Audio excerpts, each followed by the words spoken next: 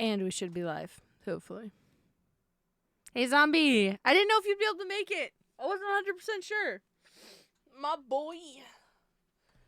A little short, little true crime, a little bit of spicy true crime. Yeah. I have a little extra energy to burn off, and I kind of want to zone out to true crime. Before I go about my evening, I don't have work tomorrow. But oh, let me check to see if my boy's working. Yeah, okay. I had to reconnect Skeleton, which took me a few minutes. He had to be recalibrated. But I fixed it! It works! How goes it today, Zombie? I finished an episode of a show a minute ago, so it worked. Let's go. Could be gaming. That is true. That is true. You are right. But to be fair, I don't think I have the attention span for gaming. With true crime, I can focus for like 2 seconds and then just like stare at chat and chill with people. I don't have to focus on actual gaming. Plus, I have tomorrow. Tomorrow I'm going to be doing gaming. I still don't know 100% what I'm doing, but I will be doing gaming. I figured I'd just go by mood. Kinda. For earlier in the day. Do. How are you doing, Hypnotic? How goes it? Hey, it worked this time. I need to figure out why I didn't post the time before that. It's some bullshit.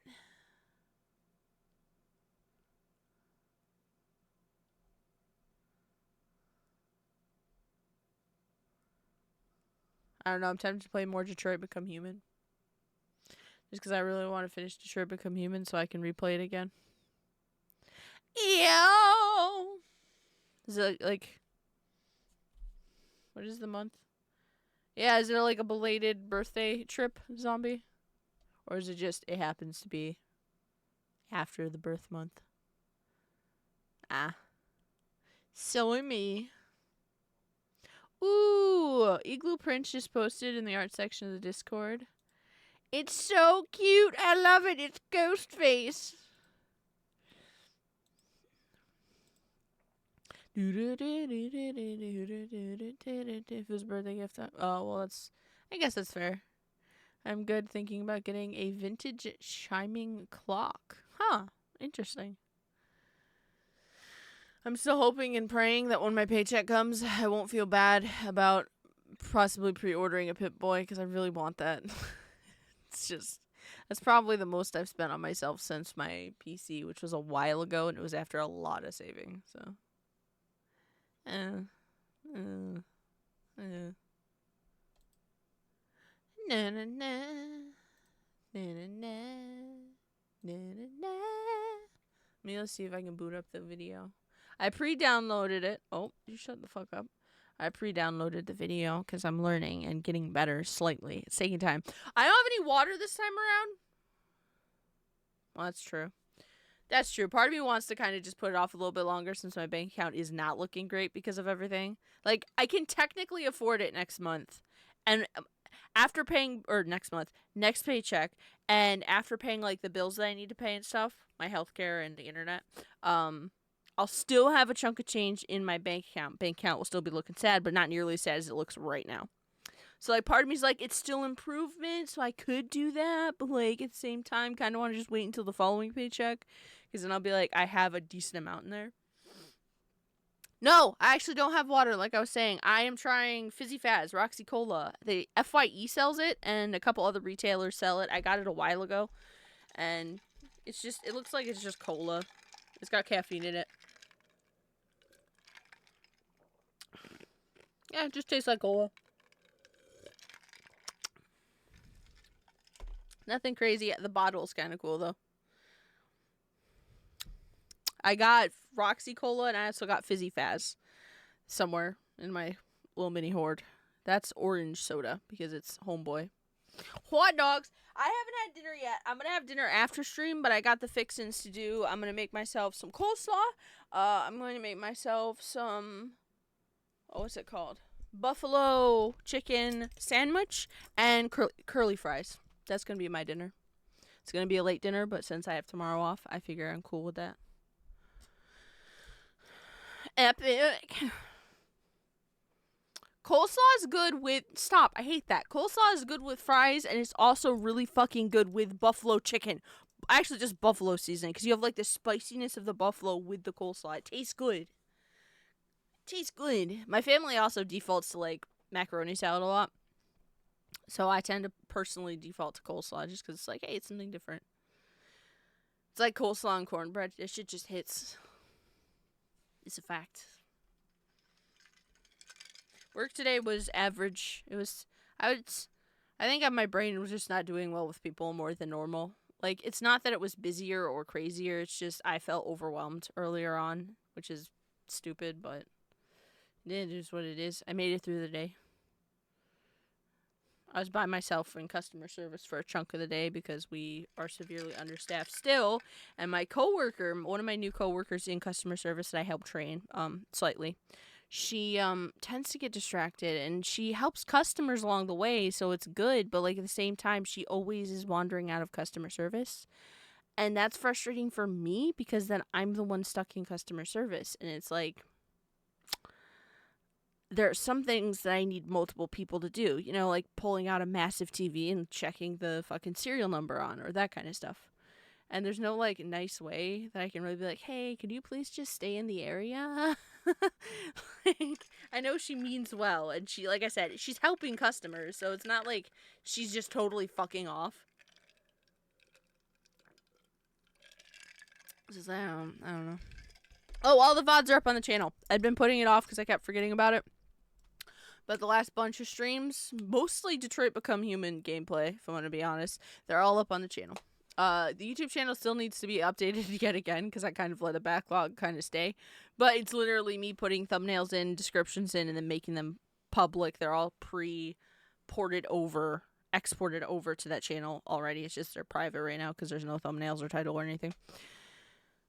Shut. It's not my fault. Do you fucking work, dog, at the worst times?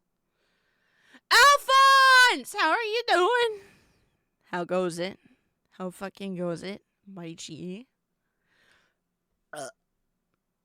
Yeah. I was tempted to take half of a gummy, but I know if I take half a gummy now, I'm gonna get hungry and I'm not gonna be able to make it through the video. So I'm not doing that. I'm gonna be smart. I'm probably gonna take half a gummy when I go downstairs to go make my dinner after the stream.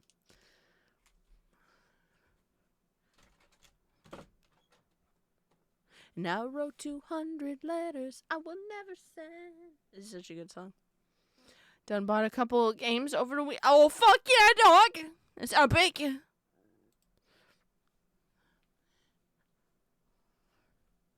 I still have to decide what I'm getting. Okay, I had to check to make sure Moon wasn't in here. I posted in Discord, but Moon came out to us as gender fluid. And I'm a supportive sibling. And I'm kind of sad I couldn't surprise them sooner. But I was planning on surprising them with a necklace that has like, it's like got like flip tiles for different pronouns. That way when there are, you know, make it a little easier for the entire household, I feel. And make it easier for them as well. A pride flag, a binder, and then I was trying to decide what else to get them. But I wanted to, like, surprise them with it. That is definitely coming from my next paycheck, but it shouldn't be too expensive, to be fair. Bought Fallout New Vegas and South Park Fresher Behold. Yo! New Vegas is the best! Like, also, honestly, out of all of the Fallouts, I had probably the most fun with New Vegas.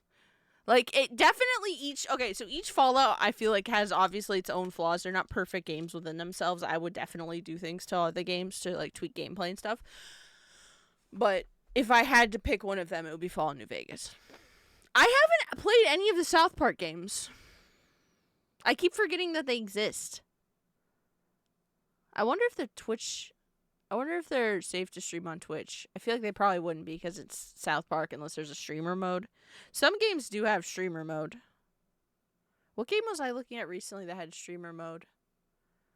Oh, shit.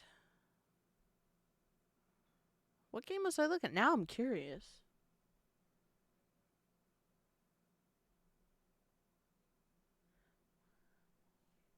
Answer me, yeah. Why do you do what you do to me, yeah? Why won't you answer me, answer me? I can't remember. I was trying to like see if my brain could pull it up, but I don't remember. One of the things I was looking up recently, I know when my brain does this. This is some shit. I remember Jared being one of the most annoying boss fights. Anyway, I'm gonna play some Fallout right now. Fuck yeah! Play both. Why not both? Why you gotta be like that? I want to try to play content warning with the homies. The problem is the homies have jobs and shit.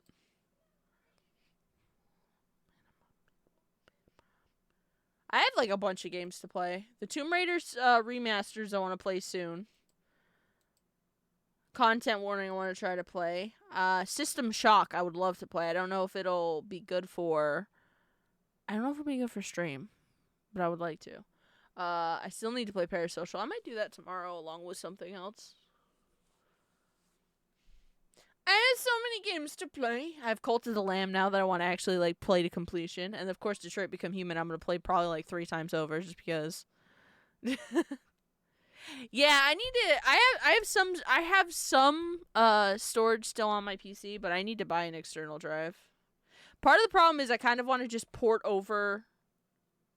I kind of want to just like move all of the video making stuff because I still have all of my video making stuff, all of my raw let's play footage and finished videos all just saved to my PC, and I need to move them to an external drive or external storage just so they're not on my PC because I don't really need to access them right now, but I'd like to just have them in case. Eventually I do want to go back to making some let's plays. It's just I genuinely have not had time to. Game Grumps played Cult of the Lamb recently, so I finally saw that game. Epic. I'm just so glad Twitch integration seemed to work with that game. So you guys can fuck with me, and you guys can have cultists. And, like, pick cultists. It's done through, like, a raffle system. It's kind of awesome. So I'm excited for next time I play. Although I anticipate I'm going to die a lot because I don't have it on pussy mode. I have it on, like, actual gameplay. But the vibe of the game is that it's okay for you to die because you still take some of your supplies back. So it's not a complete lost or waste of time. It's more practice, which I kind of like. It's like kind of grindy, but in a way that feels like you're still doing stuff and like stuff is still slowly changing. Yeah. I'm really excited for Tomb Raider. Like, you guys don't even understand how excited I am for Tomb Raider.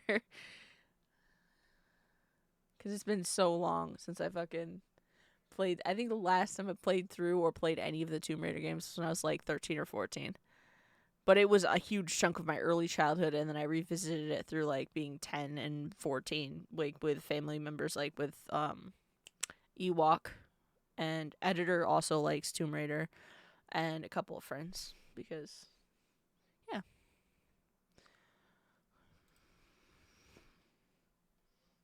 Dun, dun, dun, dun, dun, dun, dun, dun, dun, dun. So, I kind of know a little bit about this case, and the initial video it's gonna play at some point, I think we've actually seen on a previous true crime because it was directly related to a true crime case. But this is specifically a compendium of this entire case. So, there's a lot of fucked shit that happens, and that's your warning. It's true crime. If that's not your cup of tea, then you should not be here. I play video games too, so. You know, should probably come in on one of those streams and not this, because it's spooky, scary, real shit, dog. I played some Tomb Raiders for free on my Xbox. See, I played it old school. I played it PlayStation 1, PlayStation 2. That's always been my Tomb Raider experience. I'm what you would call a retro gamer sometimes. I'm a PlayStation boy. PlayStation 2 specifically was like my shit. That is a huge chunk of my childhood because my family never really did Xbox. We kind of skipped from PlayStation to Wii to PlayStation 4. So we had like PlayStation 1 and 2 in the house. We also had a remake of the Atari system. And that's all we had at the house for a while. And then we got a Wii. And then shortly after that, we got an Xbox 360. But by then, I didn't spend a ton of time gaming. I did more like digital art related stuff, and when I did game, it was specifically on a PlayStation. And then from there, I'm trying to think what the next system we got was. I think from there, honestly, the biggest jump was me getting my PC. And then I was like, oh, I can game, boys. And then I got my PlayStation 4 on a Black Friday sale because I was working that day. We had a shit ton of them left. And I was like, you know what? I have the money and I've been really eyeballing them. I'm going to get one. And I got my Switch kind of similarly. I don't think it was Black Friday. I think it was just when they were finally available after there was the shortage. But yeah. I still want to play through the Spider-Man game. Maybe that'll be the next game I actually like dig down and actually play on the channel. Like I said, I have a bunch of games that I want to play, and they're all like longer games. Like playing through the Tomb Raider, it will be the entire trilogy, so it's gonna take time. I'm planning on getting a PS5, but decided fuck it since the PS5 Spider-Man will most likely come out on PC anyway. I mean, fair enough. I'm deadass waiting for One Piece Pirate Warriors 4 to go on sale because I played a little bit of that on my friend's Xbox when it was on Game Pass. It was real fun. I kind of want... Well, I mean by restarting because I barely started the game. Also, I was going to probably try to attempt to play it not on pussy mode, which means it's going to take longer because I'm me.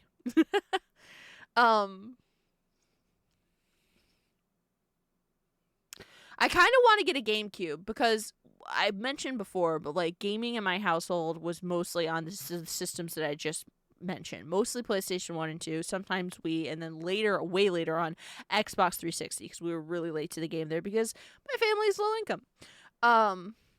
But one of my best friends had a shit ton of systems, and I remember playing on the GameCube like all the time. But my family never got one. Like, it's just one of those systems that my family never got. I kind of want to get one. Yeah, I'm not going to lie.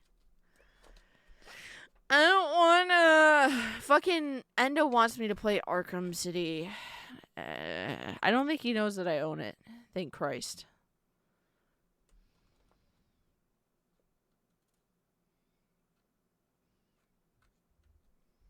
I feel like I barely started the fucking game. There was so much to still do.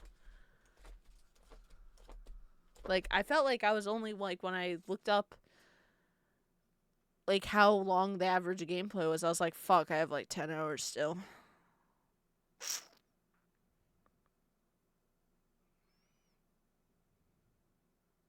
I need to actually sit down and get the PC version for mods to have better suits.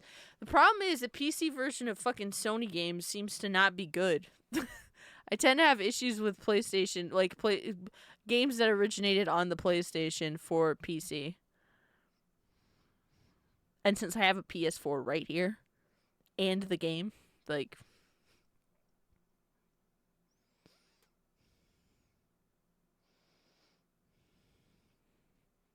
Doesn't surprise me. Spider-Man game will tempt me to try to, like, close to 100% it for, like, the extra bullshit. Because I fucking love... Like, I love Spider-Man. It's, like, my favorite comic book situation. You have Spider-Man, you have Venom.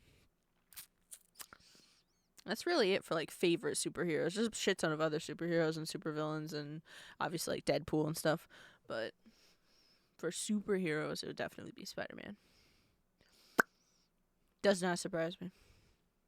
At all. The man behind your daughter. This is such a good fucking jam.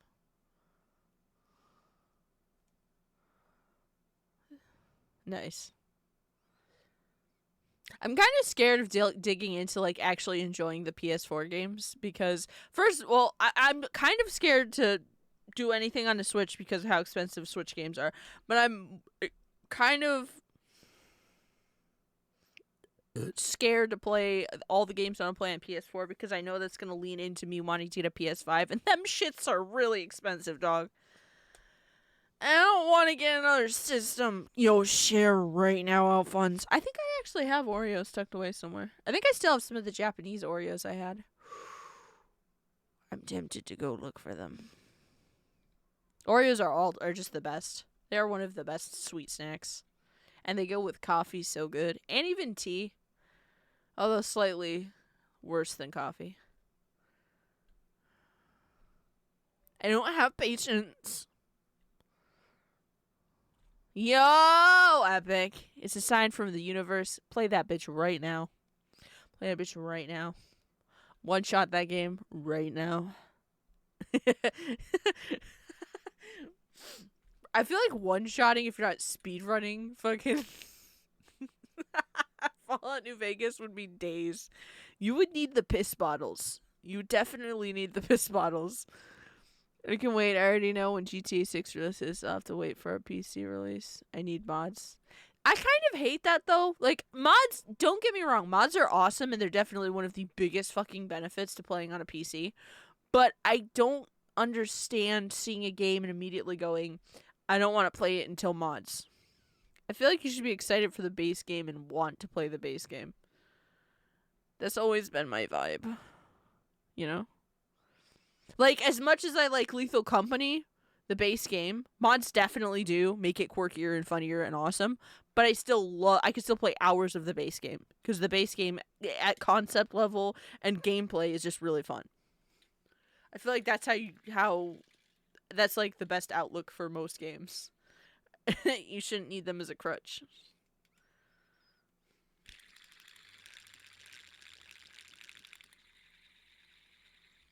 I always forget that this fucking song is literally 10 minutes long. It's 100 memes in one song by Pasio. I think it actually comes up. I could be wrong, though. Oh, it does. Shit. Some of the songs on this playlist is listed as podcasts to get around things on Spotify. I played the new Mortal Kombat without mods until I beat the story. Now I have funny mods. Hell yeah. Like that. Like that.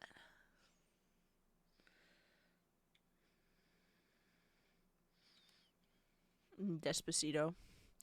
Alright, let me go ahead and do... Oh. I am dumb. I am so dumb.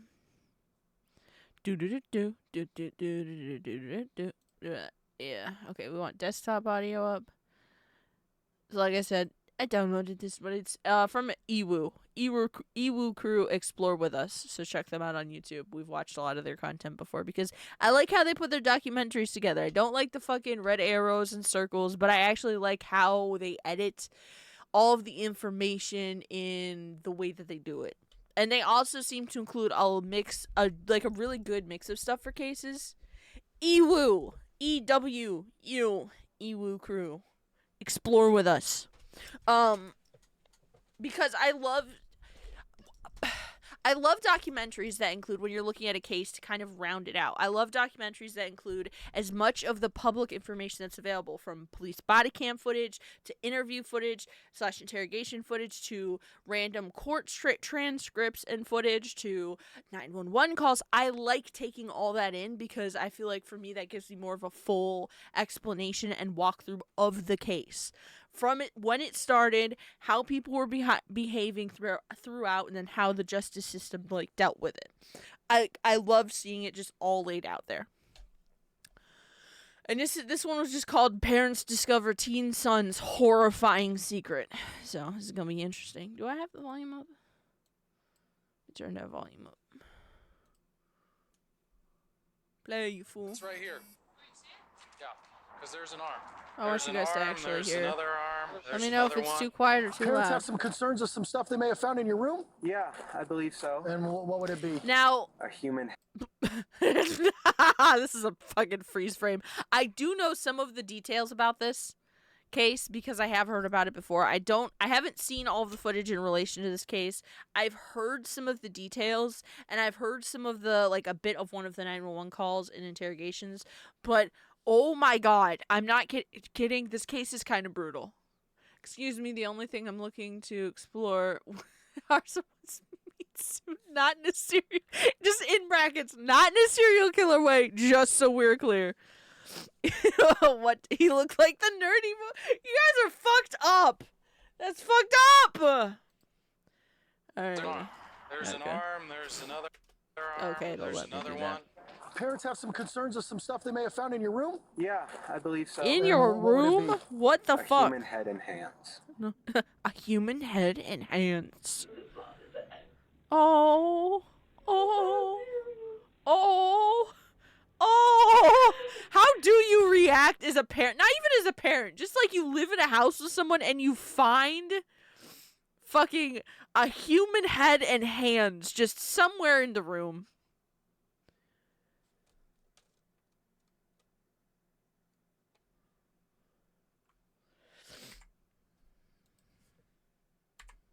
Here, we gotta test this. Chirama. Testing this real quick. Ow. Okay, it's just gonna attack you guys. I'm okay with that. I'm fine with that.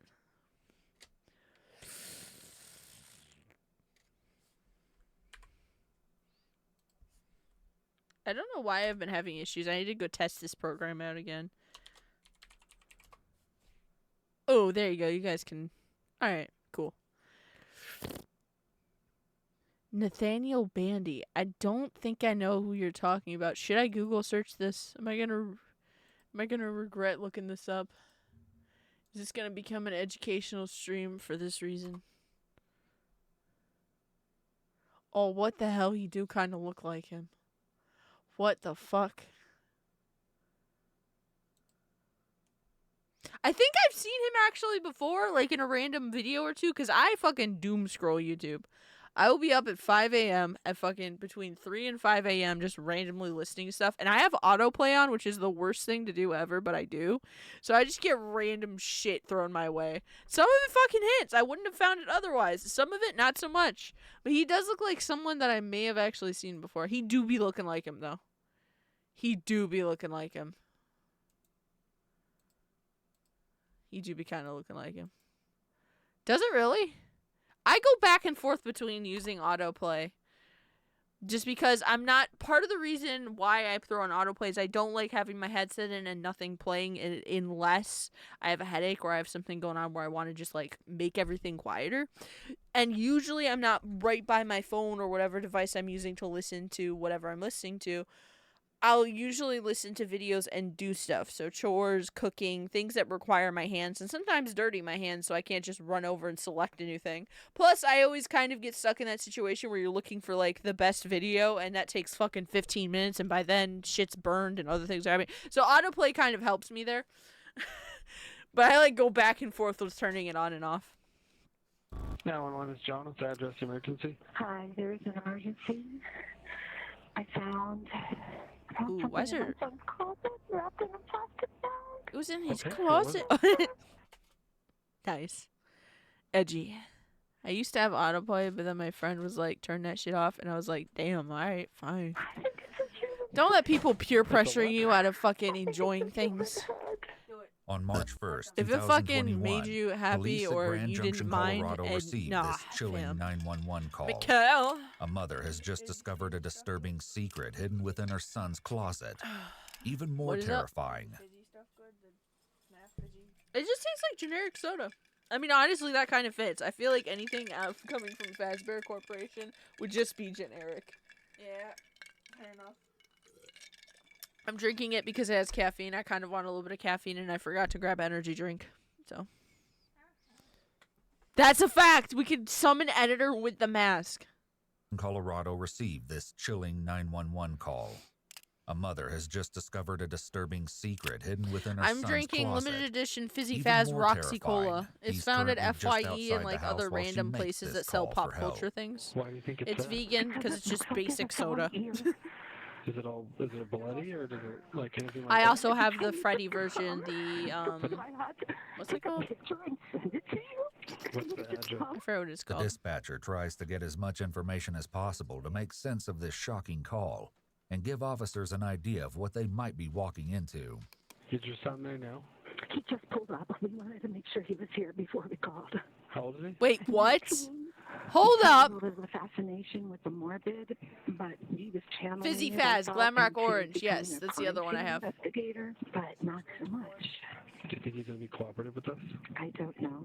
I don't think he'll be violent. Cold to be drinking Nuka-Cola Quantum and Do you have having any glowing weapons in piss. his God, room, I or do you wish. guys have any in the house?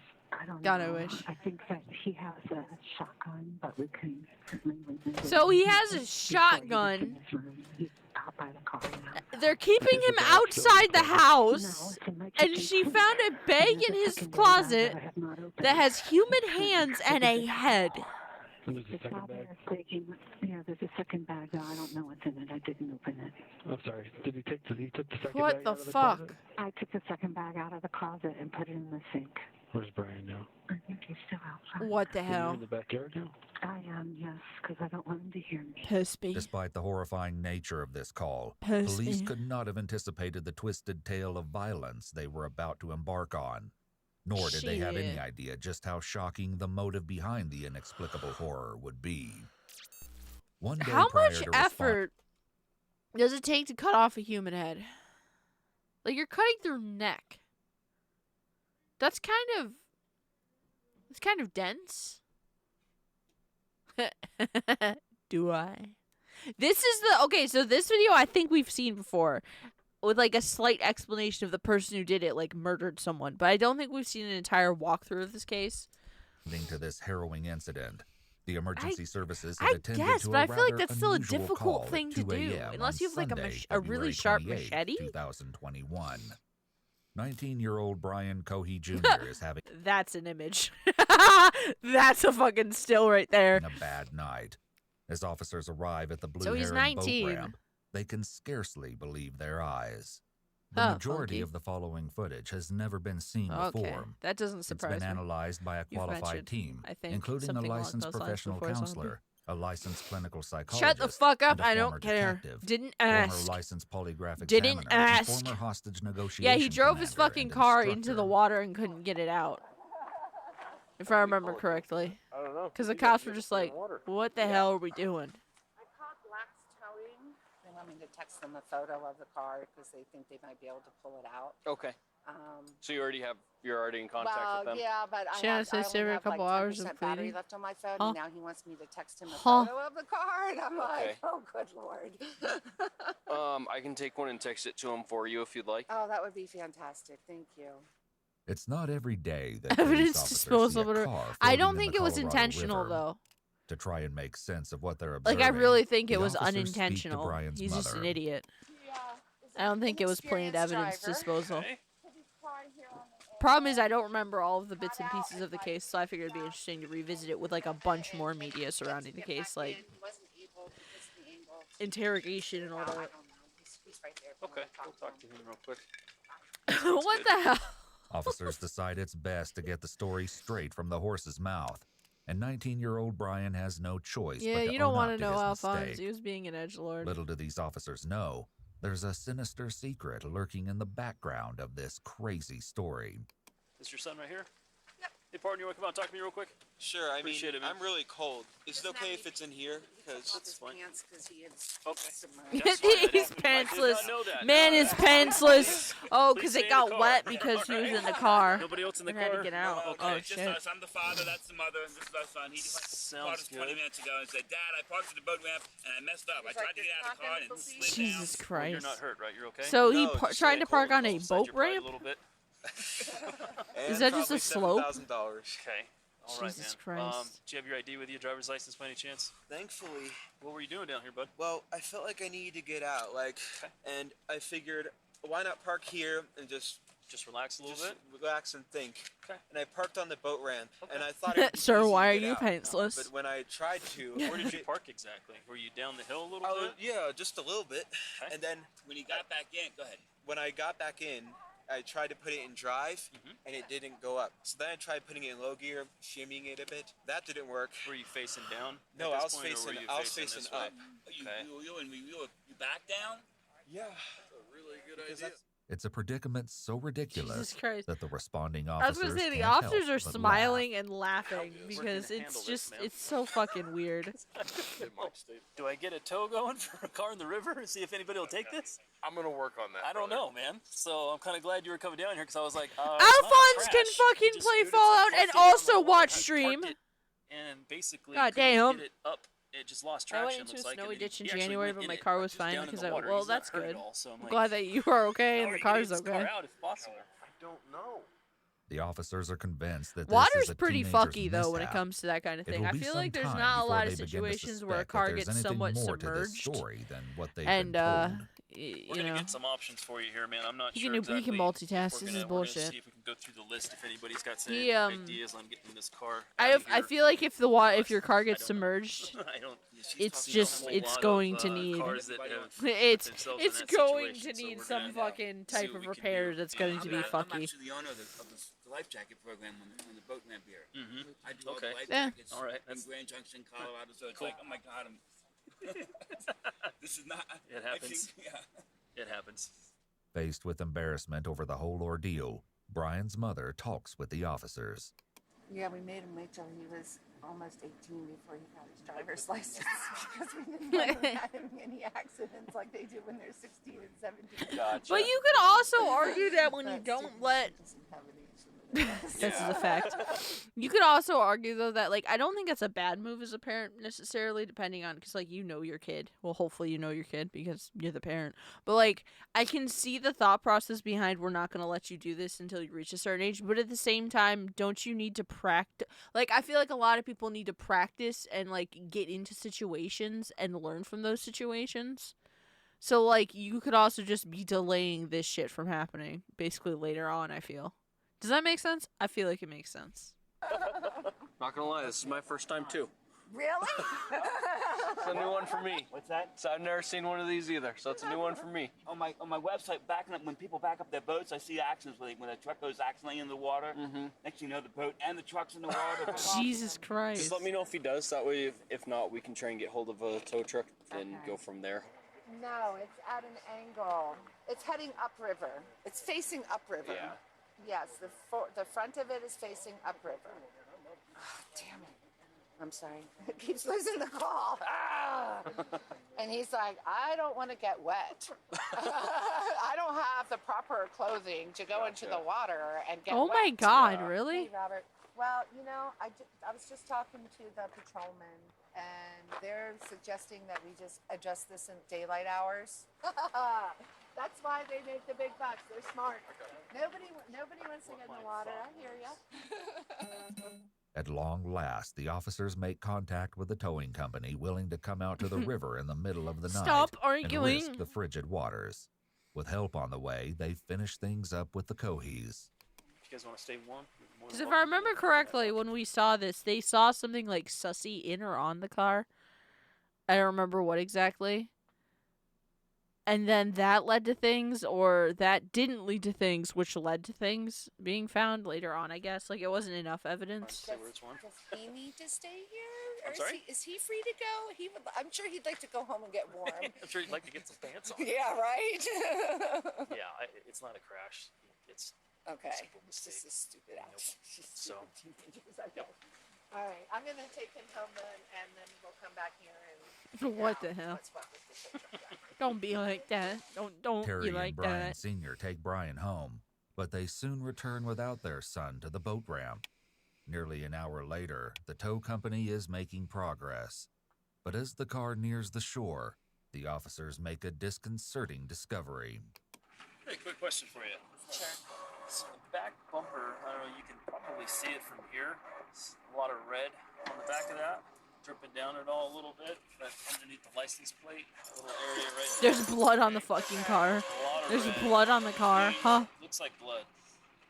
Blood? Yeah. I don't know if did your son hurt himself on his way out at all? He might have, and he just didn't know it. I don't know. That's why I'm asking. It's a good question. He's at home. He's to make sure he's not got a cut or He just said he's going to bed. something out on him somewhere that he's not aware of. Maybe because his adrenaline was a little high. Maybe just have him do like the self-check, make sure he's okay. Hello? Brian, are you okay? They see blood on the back bumper of the vehicle. Really? Yeah, did you get hurt? No. Are you sure you don't have any injuries? No, I'm fine. There's blood on it? We're not sure. We're not sure. It's a red, something red It- underneath the license plate. Similar. Yeah, but couldn't you Let's see. argue? Couldn't you argue that Right, but you're not injured. You maybe don't an have any animal was hit or cuts? something? It's still an awkward spot, but Blood or whatever it is on the bumper. But you're not injured. No, I'm not injured. Officers may have some concerns about the mysterious red substance on the bumper, but they release the car into the Cohee's Oh. custody. However, on March 1st, the next day, the police once again find themselves at the Blue Heron boat ramp. A homeless man by the name of Warren Barnes has been reported missing. Not the Officers speak to homeless. the It's woman always who the called in homeless the man. report. It sucks. How do you know Warren? I own Monique's Bridal downtown, and I give him a chair to sit and read his books. When was the last time you saw him? Saturday, 5 o'clock. Aww. I said, I'll see you tomorrow, Warren, and he was like, okay, meaning he planned on coming down on Sunday, and then he did not show up. So I'm thinking if they saw him Saturday, What the hell? maybe it happened. I'm more up sorry, there I because it's missed weird. He the would never stopping come of back. the ad. He would I'm never so come sorry. back. I stopped the last two. No, he worked for Twitch people lets you already, like and someone found the pause wallet and called ads for a little people already bit, this but morning, not all and of they said them. that So there's still everything looked going to like be it was in ad, there, 'cause he but doesn't I have try to much, and I minimize just gave it. him $20 for beer, so I know No. that he has maybe a couple Don't waste bucks. your So they fucking found his money. wallet just down here at the boat Yep. ramp. Use that to buy Monique games. Lunati What has the fuck forged is a wrong with you, special if not friendship with Warren over the years. So why did you? What raised concern with you today? That's epic. Because Okay, the place okay. people already called to see This if this barely fucking ever happens with cases that involve the homeless. So can I just big fucking ups to this woman for being concerned for him? Because so many people write it off as like. Also, yes, that is true. Prime subbing is the best kind of subbing. There are so many cases where people just write off homeless people missing as, oh, well, they're homeless. And that makes me so sad. Like, there has to be... I feel like everyone has someone that has to care, you know? Even if you're homeless. And it's really nice and somewhat uplifting, even though the circumstances are shitty and the end result is really shitty, that someone cared for this guy. Cared enough to be like, hey, he's missing. This, you know, can we please make sure that nothing's horrible has happened? I had seen him because he didn't show up for work, and he's never once not shown up for work in the 4 years he's been working for them. So I said Don't be no, like that. and that I hadn't seen him since Some guys Saturday. don't feel like that. Goddamn. No, she's never seen or heard of him being down here. That's why I'm freaked out, because there's no way he walked all the way down here and his wallet just So, appeared. in how many years? 4 years. Yeah, that's as long as I've known him. Officers soon find that Monique is not alone in her concerns about There the are a ton missing of like Warren really Barnes. friendly, helpful, Literally shows homeless up people. every morning, every day without fail, like at 6 o'clock, sometimes a little sooner, and we always let him in. Hey, before the honestly, customers. We that's give him free coffee. good He's decision. the That's just nicest smart. old man ever. Do you talk to him at all? All the time. Hey, So good. every morning it's around 6. It's almost like homeless people Without are fail. people He's the too. nicest guy ever. This Love is looking, but he crazy, is the dog. nicest guy. When Monique she gives shoots officers a and it photograph didn't of even Warren in the hopes digest, that it'll help shit, with their shit. search. So that's the only picture you have. What the hell? That's the only one I have, and that's from June of 2019, so he's a little bit thinner. Okay. So who found his wallet out there? The lady from the place said that it was whoever runs the life jacket thingy. I'm actually the owner of the life jacket program on the boat ramp here. Okay. Be in touch. Well, thank you. Yeah, of course. I So hope they you guys found find his him. wallet I hope over he's here, okay. If anything, which I is just hope weird you find him because so that we number can one, start the he process wouldn't be without his whatever, 'cause wallet I don't without know how this probably is something gonna not go great back. happening. And number Monique's two, tone it was doesn't convey out much way hope, farther and than with he only an normally old is. So photograph, that's really police have weird. very little to go on. However, things I are knew the risk when transpiring I had across Popeye's town. wings. As That's it so turns sad. out, it was indeed Brian Cohee's father That's so who sad, called about bro. the wallet. He found it in the most unlikely Oh, he place. found it in the car? The now recovered Ford 500 Oh my that his God. son accidentally sank Oh in the my river. god, he found it in the With her fucking suspicions car. raised, Jesus Brian's fucked. mother goes into his bedroom to investigate. Jesus Christ, and It's that's March where 1st, oh, 2021, that's where she finds the the day head. after the car incident at the Bro, boat ramp. again, what do you do if you find? Oh, what is your reaction? What the fuck is your reaction? When? How? What the fuck? I mean, it was his room, so.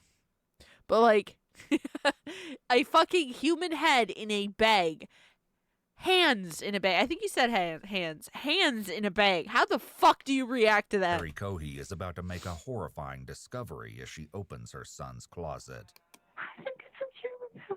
And why the fuck did he have it in his room? That don't make sense. Why do you think it's that? Because it looks like it's on ear.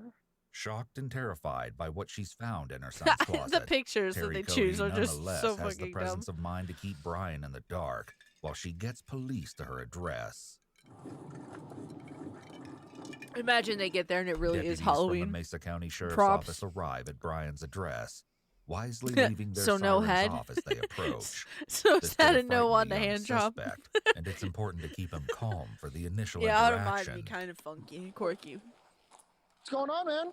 The deputy makes contact with Brian using a friendly, disarming greeting, which goes further. Okay, I don't think they were going to mention it unless they just mentioned it and I'm an idiot and didn't catch it, but they waited outside of the house. The husband/father stalled his son outside of the house for over an hour waiting for the cops to arrive. I don't know if this documentary is going to bring it up.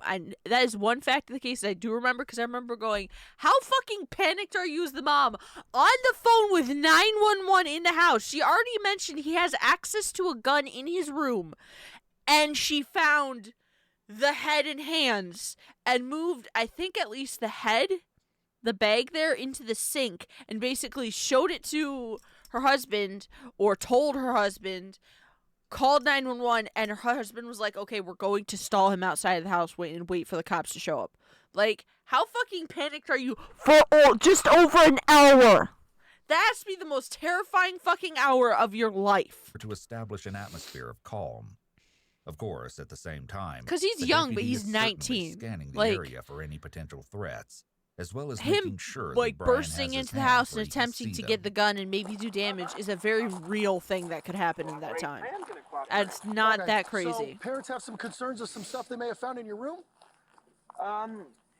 Yeah, I believe so. And what would it be? A human head and hands. Do you have anything on you? What the cut, fuck? poke, hurt, stick me anything without reaching for nothing? I'm Don't sorry, reach for the nothing. delivery on that was horrible. My wallet, that's Okay. it. Well, I'm going to have you face that way. Put your hands on top of your head for me real quick. I just want to make sure you interlace your fingers for me real quick, all right? It's important that the deputy only ask enough questions to figure out exactly what is going on at the scene. Yep. And while this is not the kind of encounter that even a veteran police officer would be accustomed to, That was weird. it's Brian's parents who must slowly absorb the shock of their son's admission. I'm going to have you walk over here. You're going to sit in the back of my partner's patrol car for a minute, okay? Not yet. Okay. Is it going to Just sit touch back on, here like, and his hang out for me, childhood okay? at all? Because if I remember Can correctly, you he walk me had inside, something please? going on in his childhood. Of course he did. Okay. I'm going to look it up while Well, this is playing stand real here with quick me for a and minute. see if I can get, like, a compendium of just, like, the highlights. Can I go in there and verify here? Because I could have sworn there was some shit that happened. I might be mixing up cases. Annie, stay with your mother. Give her. Just make sure that guy goes in the car first. I can stay here. You can go in the same place. Well, The sink okay. right there. No, Yeah. yeah. House is empty. Okay.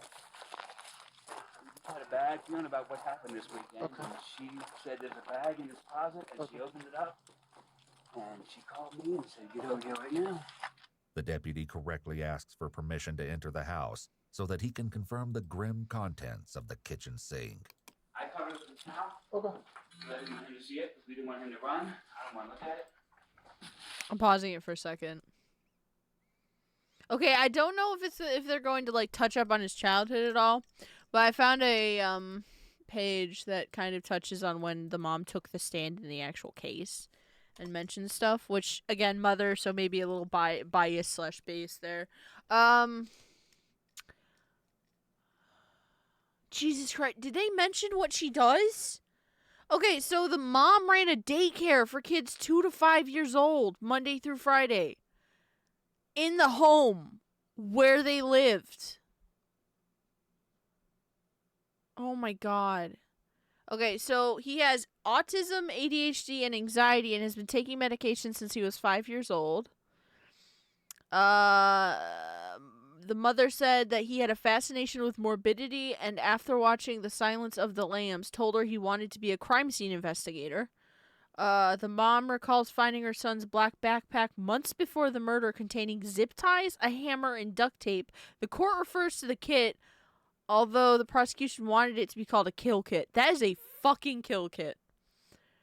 I was just trying to find something that had more of detail on, like, his early, like, developmental years. Yeah, he wanted to be an investigator. So it sounds like he got really interested in the... He got really interested. Oh, no. Oh, no.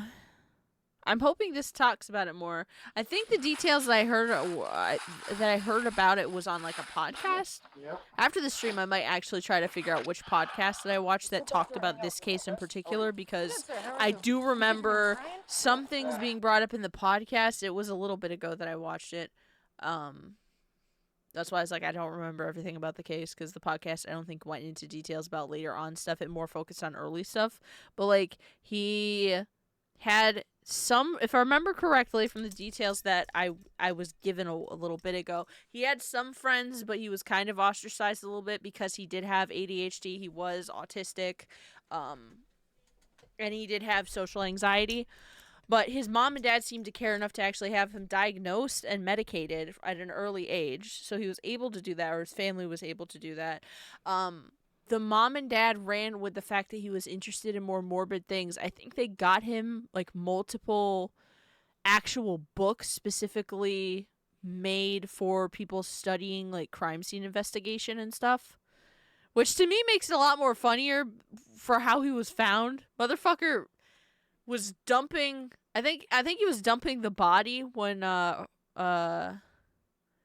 car fucking backed into the water. So he was probably the messiest he could be, and he chose one of the messiest ways to fucking kill / mess with a person's body. Like, I'm not feeling too well. You're not feeling too well? All right. No, these past few days I've been very, very anxious. That's understandable. So what we're going to have you do here is I'm just going to have you sit in the back here, okay? I'm going to turn on the air for you in a second. That way you're not too hot. Are you a hot-blooded or cold-blooded kind of guy? I am very cold-blooded. I prefer cold. Well, no, actually, sorry, hot-blooded. Hot-blooded. So you prefer the cold. Okay, fantastic. Thank All you. right. So hop in here. I know you're tall. Ooh, so I it's a think little I bit of a found tight it. Squeeze, but like I think I I'll get found that it. air on for you. Sorry about that. All right. If this isn't what I found, then this is... The officer has There's no a response podcast to called this Rotten observation. Mango that I watch randomly. It's true crime cases. A lot of overseas cases, which is what I like about this particular true crime podcast. But they did cover this case. There's a link to a page that kind of links that case. The actual podcast you can find on Spotify just looking up Rotten Mango, and it's She also episode doesn't 350. respond on the way to the sheriff's office when Brian casually makes another chilling remark. They haven't said yet, but I'm assuming, if I remember the details correctly, it's the homeless man that went missing. So the thing happened with the car. When the car was brought back, the dad found a wallet in the car. The wallet went to the homeless person. Someone also reported right around that time that homeless person normally did not stray far from his like circle, his area that he was at, for obvious reasons. What do you mean? And they were concerned, so the police were starting kind of look into things there because of that. It just didn't make sense for the wallet to be there in the first place. Because of that and their son's morbid curiosity just to explore, one day the mother decided to check out his room while he was out, ended up checking the closet, and that's where she found the head and the hands. And no, you're good, I get it, it'd be like that. And that's when she called 911, and the dad kept him stalled outside the house for just over an hour until the police finally got there, and that's where he just straight up admits, I believe they found a human head and hands. Like, that's a totally normal sentence right there. Okay, Brian. Thank you. No problem, sir. So walk with me. It'd be like that. Right this way, okay? New environment, new responsibilities, new stressors. I get it. You're good. My brain normally kind of forgets things, and it's hard for me to pay attention sometimes, so I totally get it. I just find this case a little interesting just because of all of the bits and bobs. I mean, a lot of cases are like that, but like, huh? You huh? You what? Right here, right here. I don't remember how the homeless person actually died, just that he was dismembered, so I don't... Guys, how do you think this motherfucker killed him? He did have a shotgun. Do you think he shot him, or he, like, shanked him? To find out what happened that harrowing morning. The pictures they choose are always so weird. And the mother owned or had a daycare in the same home where Brian lived, because at 19 he still lived at home with his parents, which is totally valid. I mean, I'm in my 20s and I live at home because the economy sucks. And corporations don't pay enough to live. What's going on today? So, what started all of what's going on? Terry relays the incident at the boat ramp. Nice. So, we have the car towed back. Most of the time at my job is spent waiting for people to get done so I can go through the areas and get trash just some extra UTC. No, that's fair. Honestly, kudos to you. I feel like that's a difficult job. To see if they could maybe salvage it. Okay. And he found the wallet. So he called me this morning and he said, found the wallet, Brian's car. Oh, and the officers thought that there was blood on his car. Okay. The night that it was in the river. Okay. The scene and you know, he had just had a procedure done on his armpit a few days before, so I thought maybe the adrenaline opened that back up, and that's where it came from. I don't know. And he said, I don't know where it came from. And he took a special effects class last summer, which involved fake blood. Okay. And he's like, you know, one of those fake blood containers first in my trunk is probably that. And I was like, okay, that makes perfect sense.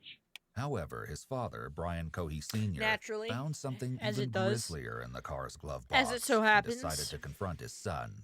Went back out there this morning just to continue, and I opened the glove box, and there was a knife in the glove box. Oh shit, he shanked him? Very large knife. And then, as I go around the passenger, why wouldn't you throw that into the water? And open up, that's not Brian's wallet. Same with the wallet. Why wouldn't you fucking... That's not Brian's wallet, so I take him aside. Why wouldn't you run? Why wouldn't you? Like, he made so many. I'm not saying that you, like, I'm not encouraging it, but I'm just saying if you did plan, like, obviously he had to have planned this out to a certain degree. He obviously had an interest in the morbid. I think a part of it, which again, I'm not 100% because I listened to the podcast not too long ago, but my brain is dumb. I think he actually was found or admitted to, like, torturing animals as well, which is one of the red flags for shit like this happening. But I feel like if you even partially planned this, which he obviously had to, why would you not fucking toss everything out into the water that evening when shit goes south and the fucking car goes into the water? Like, why would you not do that? It would float away, wash away somewhere. They're focused on the car. That way nothing's found in the car that's sussy. The blood is sussy enough as it is. But, like, there's no weapon found. There's no, like, trace of the other person. If they didn't find that wallet and they only found a knife, they could chalk it up to being him being like a weird sussy boy, but there's nothing to actually prove anything. That wallet was like a big fucking factor there. Why is that? It's a labor ready. I read that, so I called labor ready. And then another one, there was a social security card. I was like, hey, this is a weird call, but I've got a wallet here with so-and-so's name, and I'm hoping he works for you all, or he subbed him out or whatever. Mm-hmm. Oh, yeah, my one, we've been missing him. Yes, he didn't show up today. I'm like, oh, my God, now we've got a missing person. Okay, well, I found his wallet at Blue Hen Boat Ramp. So here's my name. Here's all my information. The dad, like, did all the right things. Okay, so I left that like that. Like, quite honestly, there are a scary amount of situations where the parents jump to actually, which I guess makes sense because the parent where they jump to, like, protect their child in situations like this. No, well, people wouldn't think that he's a killer. They'd think he's just a weirdo. Like, I feel like he already kind of registered as a weirdo, unfortunately, probably because he was, you know, autistic and ADHD and shit. Unfortunately, that tends to tick a few boxes. Dad, I swear to you, I only know one more, and he's my school friend. It's not him. I believe him. So they would have probably just thought it was one of his quirks to have a fucking knife in a dashboard, and they already kind of wrote off the blood on the back to being a fucking prop that happened. It was like, oh yeah, I was into special effects and a blood bag burst. I didn't want to believe it. Something was going on. But having an ID, you got Despite no the red fucking flags, the family reason put to have the a strange homeless accident man's at the boat ID in ramp your behind car. them. But no one was prepared for the spine-chilling discovery Terry made the next morning. I was in his room, cleaning up, putting some things away, and he has a Rubbermaid container in his closet. And so I just kind of started digging through, going, you know, what is this mess? You know, like moms do. And I saw a plastic bag, a white plastic trash bag.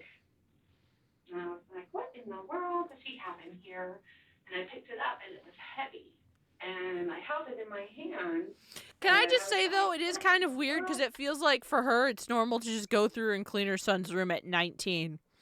I feel like that should stop, although, again, he did have, like, mental things going on, but he was taking medication and stuff, so I feel like he was definitely able to, like, pick up after himself. You know, it's just one of those things that kind of annoys me. I mean, it's good in this case that she did, but, like, my mom stopped cleaning up after me at, like, 7.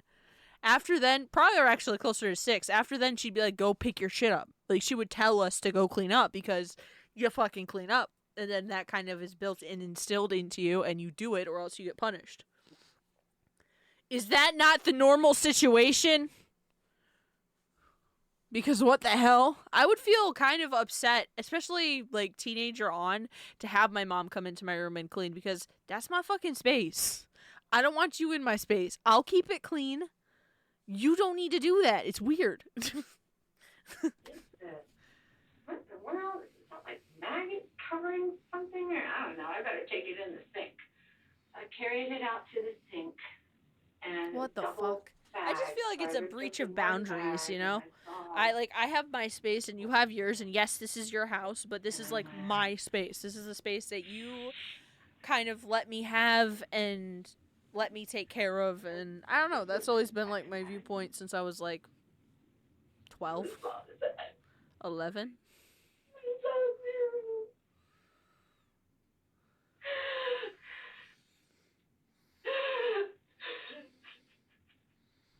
Did the father actually see it, or did she just tell him?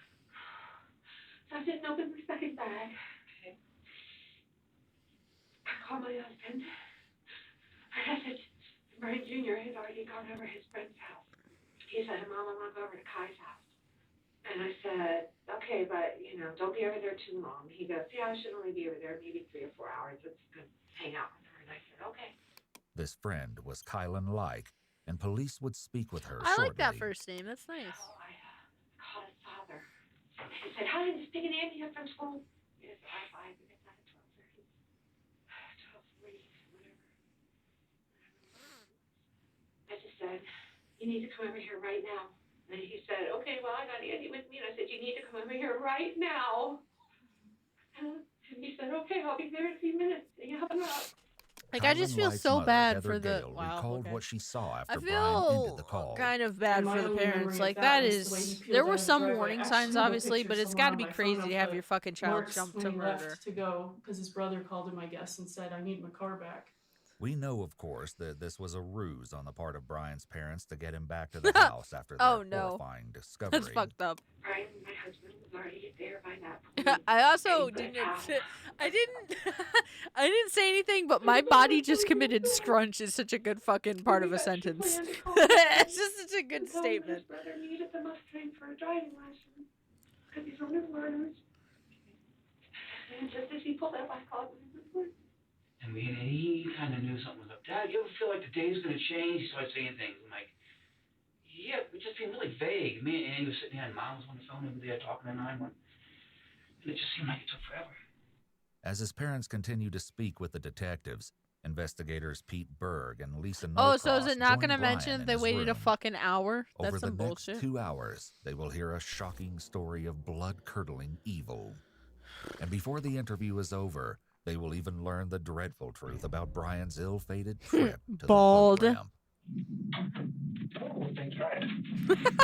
That seems somewhat violent. Seems like a kind of... Never really good.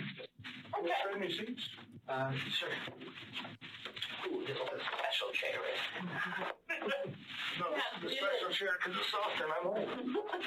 Brian is as cooperative and pleasant with the investigators as he was with the deputy who escorted him to the sheriff's office, but his nervous shaking and insatiable thirst indicate he is perhaps not as calm as he's trying to appear. The question is whether he's anxious about Bald his spot. fate Close enough. or The excited process about his has moment in started. the spotlight. One thing to keep in mind is that, according to his mother, Brian is diagnosed with ADHD and autism, and leg shaking can be a normal, stimulating behavior for people with these Dude, I fucking grew up diagnoses. with my mom They doing read that Brian constantly. his Miranda rights, and he agrees I've to done it speak since with a the young officers. age. And I always just thought it was normal. Broadway Elementary School just across from my dad's house. Then I went to Brooklyn Middle School.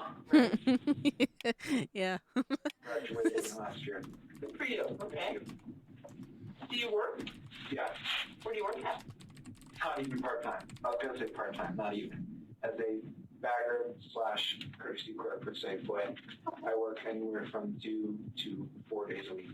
It may seem at first glance that the detectives are engaging in idle chit-chat to set Brian at ease, but this is part of rapport building, and it's also crucial for them to establish early on that Brian has been handling responsibilities such as school and work, and is perfectly capable of carrying on a normal conversation. This will make it much harder for Brian to claim before a jury that he was unable to tell right from wrong. How did you get here? I murdered someone. Okay.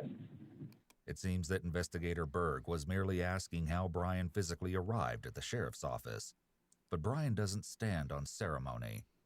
With a tone and head This tilt also that has a suggests he's walkthrough of this bragging, case as well, Brian just makes because the I want to ultimate give a confession. couple of different In resources. fact, he's all too willing For those to who are discuss this interested. horrific crime with Yeah. detectives. So start back at the beginning and go slow and tell me as many details as you can remember. So, because I mean, I'm already going to jail for the 15 years probably. I have no idea. Because we're at the beginning. It's murder. I mean, I'm going to jail for 20 probably. Well, he was recently sentenced. I fight it. I'm kind of surprised. So I mean, it's what's good, but important I'm to me surprised. is to learn as much about you and what you did and as I can. Rapport. Well, as many details as you can give me, the better. Brian's polite exterior only adds to the surreal depravity of his confession. He's somewhat of a unique suspect. Yeah, it was the night. He's neurodivergent. I would love to know, like, the sliding scale of, like, or pie chart of, like, neurodivergent serial killers. I just, you know, I'm interested. Those kind of thoughts randomly hit me, man. An hour and a half. So I fill up on gas halfway through, and I'm eventually driving underneath the bridge near the sheriff's office. Because I know usually trauma plays a part in stuff, I'm but... bad with words. I'm just... Yeah. By the way, I'm a habitual late shaker. I have a question. You send people who have committed crimes like me. Do we stay in this county jail or are we moved? It all depends on what the judge says. Brian maintains his spirit of cooperation, but he's clearly concerned about what happens after Stop this injuring interview is yourself, over. fool. Yo, It's you want to say hi to interesting Stream? note how he compares himself to others with the phrase, people who have committed crimes like me, almost as if he has joined an exclusive club. So we were at the bridge. So sad. Yes, I was at the bridge. I was cruising.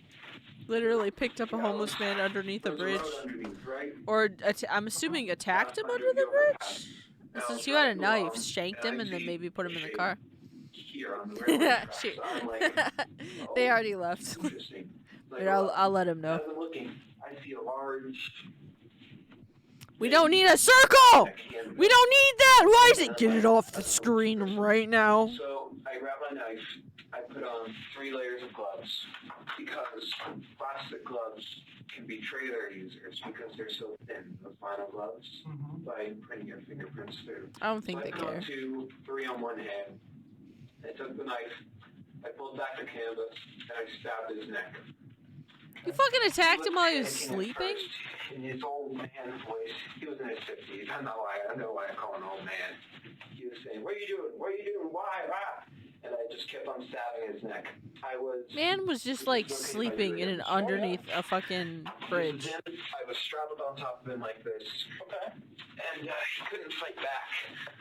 It was actually That's some pussy ass shit. You didn't even like fight on the same level. You know what I mean? It's bad enough you have a knife and he probably wouldn't like immediately have a knife on his person. Although homeless people tend to also have like something on them, but like, oh god, At this point, I don't like there that. can be no doubt that Brian is I don't excited like that. to tell the investigators What the all about this fuck? horrific deed. Huh? Man Not went only full is he fucking pleased to be animal holding mode. court, I swear to he's God, if actually this reliving the murder motherfucker and barks, I'm relishing the going memory, to. demonstrated by a smile. What the As fuck? for any question of this crime being premeditated, Brian admits to having put on 3 layers of gloves, which he already had with him. Yeah. The whole Or yeah. But like to fucking, I feel like it's a pussy ass move to kill someone in their sleep or attack someone in their sleep. Like that pisses me off because it's like you couldn't even have the fucking balls to come at someone while they're like fully conscious. You know what I mean? It's like that's fucking. You're a bitch. You're a fucking bitch. I wasn't selling anything, but. In an eerie coincidence, on one of his social media accounts, Brian identifies himself as that stinky boy registered under his email ID. Does he fucking r/? What websites did he frequent? What fucking websites? Speaking out my mind at that moment. It was a pouring out of mind. Were you worried about, I mean, this looks like it's pretty close to the road and stuff. Somebody seen you? What the hell? It was 11 p.m. It's just that, like, people are extra fucking helpless, obviously, when they're not fully aware of their surroundings. So it just, I don't know, it sets something off with me when... People would only see it's like the fucking people who murder their entire families and they wait until the nighttime and they attack them in their beds while they're asleep. I'm like, you're a fucking bitch. Like, genuinely just massive pussy move. I'm sorry. It just is. It was quite dark under there, so they wouldn't have seen the guy unless they looked. They would have seen me holding a bloody 12-inch knife, wearing gloves, and wearing a mask to conceal. He wore the fucking this motherfucker wore the Michael Myers fucking mask. Bro, you're a homeless person just trying to get some fucking Z's and some motherfucker just hops out of a car wearing a fucking Michael Myers mask and attacks you while you're trying to sleep. Shit, stabs you in the neck. What the fuck? Here, which is the idea that the more people there are watching a crime, the less likely that anyone will stand up and do anything about it. There are a few different reasons behind this, but we know that it often occurs because people may be afraid that they'll be judged by the rest of the crowd if they step in first to do something. Ultimately, people are social creatures, and the vast majority of people chose to do whatever the rest of the crowd does. It's a rare person that steps forward alone. I noticed you got a cut on your hand. Is that from... Oh, that was when I was doing gas, when I filled up. What happened was, because I don't want to be seen in a gas station with a knife poking out of my pocket, I put it in the car on the back seat floor. When I'm done with it, I try and grab it, but my hand slips and grabs the blade, and as I pick it up, it slices these two fingers. What? No. No. Let's see. Yeah. And then after that, I stripped his clothes. I cut open his belly to see his guts. They're really pink. Sorry, that was morbid. This motherfucker is happy. This motherfucker happy. This motherfucker smiling. What the fuck? His casual commentary and jokes, these details convey to investigators that Brian is being fully truthful about what he did. Bro. It's then I just gut him like a fish, and it was kind of quirky, haha. One of Brian's trademarks. What? No! Other kids in the neighborhood or on the bus. He didn't really, he had a couple of friends that he's had since elementary, but, he had a morbid sense of humor and would make jokes, and I'd say, Brian, that is not funny. He'd go, yeah, it is, Mom. You just don't get my sense of humor. In an interview with prosecutors, Kylan Light, who's known Brian since the 9th grade and whose house Brian was visiting just before his arrest, says that being provocative is a hallmark of his personality. When I first met him, he was very edgy, is the best way I can describe it. He loved to get a reaction out of people. Edgelord. Things that would make people have a double take. He wanted to go against the flow. His jokes were always in the realm of dark humor. Very rarely did he make jokes that weren't somehow relating to death or violence or destruction or breaking the law, or just basically just humor that is considered dark humor. And I know a couple of people personally who just hated him because that's kind of how where's he the is. food? You either think I am it's hilarious the food. Or you hate it, and that's the people who think it was What the hilarious. fuck kind of shit is this? What am I looking at? Unfortunately and embarrassingly, What am I looking at? myself, and my very best friend of high school, Emily, was someone who hated him. And, she's a bigger girl, and he would call her fat and call her pig and call anybody who looked like that things along the same line. Like, just spiteful, I guess. Just trying to, like I said, get a rise out of people. Meme Brian sent to Kylan Like is not the only one who noticed Brian's love of sick humor. While in a youth diversion program 2 years earlier, Brian asked the other teens if they enjoyed a snack known as crispy meat bites. He joked that the recipe involved running your cat or dog through a meat grinder and then frying them up. Despite Brian's predilection for dark humor, Kylan's mom tells investigators that she never worried about her daughter being friends with him. He didn't seem scary to me at the time. He just seemed unusual. Like, in the way that my nephew and other people I know that are on the spectrum are just a little unusual. Both of you with the Chinese food. That's not okay. That's not. Everyone wrote it off as, oh, he's autistic. It's fine. Huh? What? What the fuck? What the fuck? Yo, hold up. Wait a minute. Not a lot of eye contact. I can't. You know, things like that. But he never struck me as scary. Like I said, I actually let my daughter and her friends. There's a difference between this person has lack. What the fuck? Charge of her friends, but I let her sleep over he's just a at quirky his boy. house, Lack of months, eye 2 months, contact, which whenever is New normal Year's, for and his autism. mom, as far as I know, she ran a daycare. How does that so I connect thought, with murder? I'm very dance, confused. whatever, you know.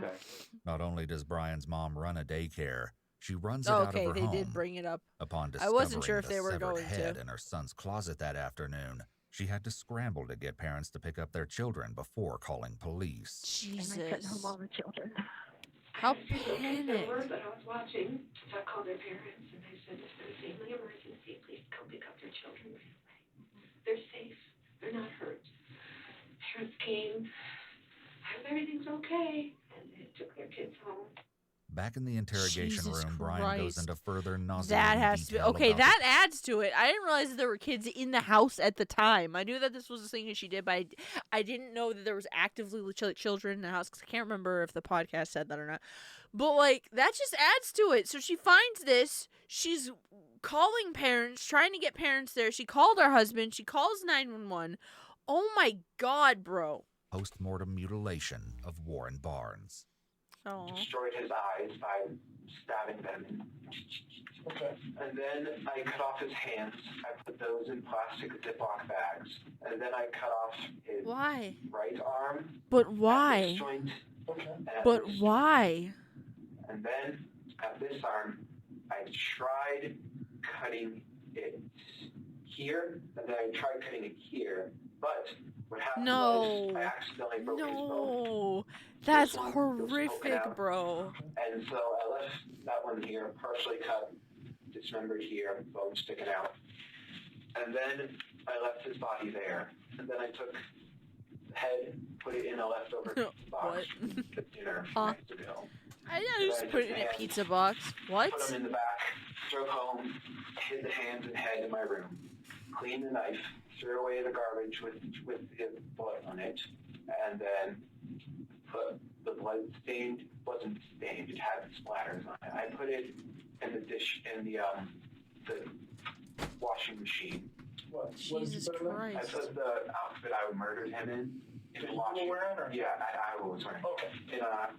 In the washing machine, put it on high speed so it would effectively remove the blood. Washed it twice.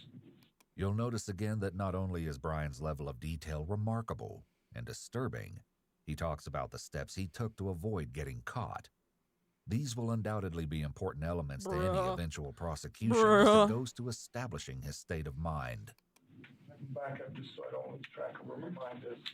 So you cut him open, did you cut his arms off, his hands off, all that before you went home? Yeah, before I went home, I tossed the arm bits around. Like I took the right arm bit, threw it out, took the left arm bit, threw it out. So it's somewhere around that bridge? Yeah, but look in because I know crime scenes can be a very wide area. Mm-hmm. You're going to want to look in a 10-foot area. So like, this is a zoom in. So here's the road, and here's where my car was parked. His corpse is here. The interview continues to Jesus get more Christ, and more bizarre. In addition to reliving the I love the mutilation idea in that you full just fucking pantomime, decided to just Brian write on the wall. enthusiastically goes over the dimensions and location of the crime scene, as if he's a police lieutenant giving a briefing to his officers. I hope I'm being cooperative. Oh, you're doing great. So you could have just walked over here. I could have. It's no use trying to deceive law. So that's north, and you threw. What all did you throw while you were there? I mean, how many pieces am I looking for? There are 2 pieces of arm.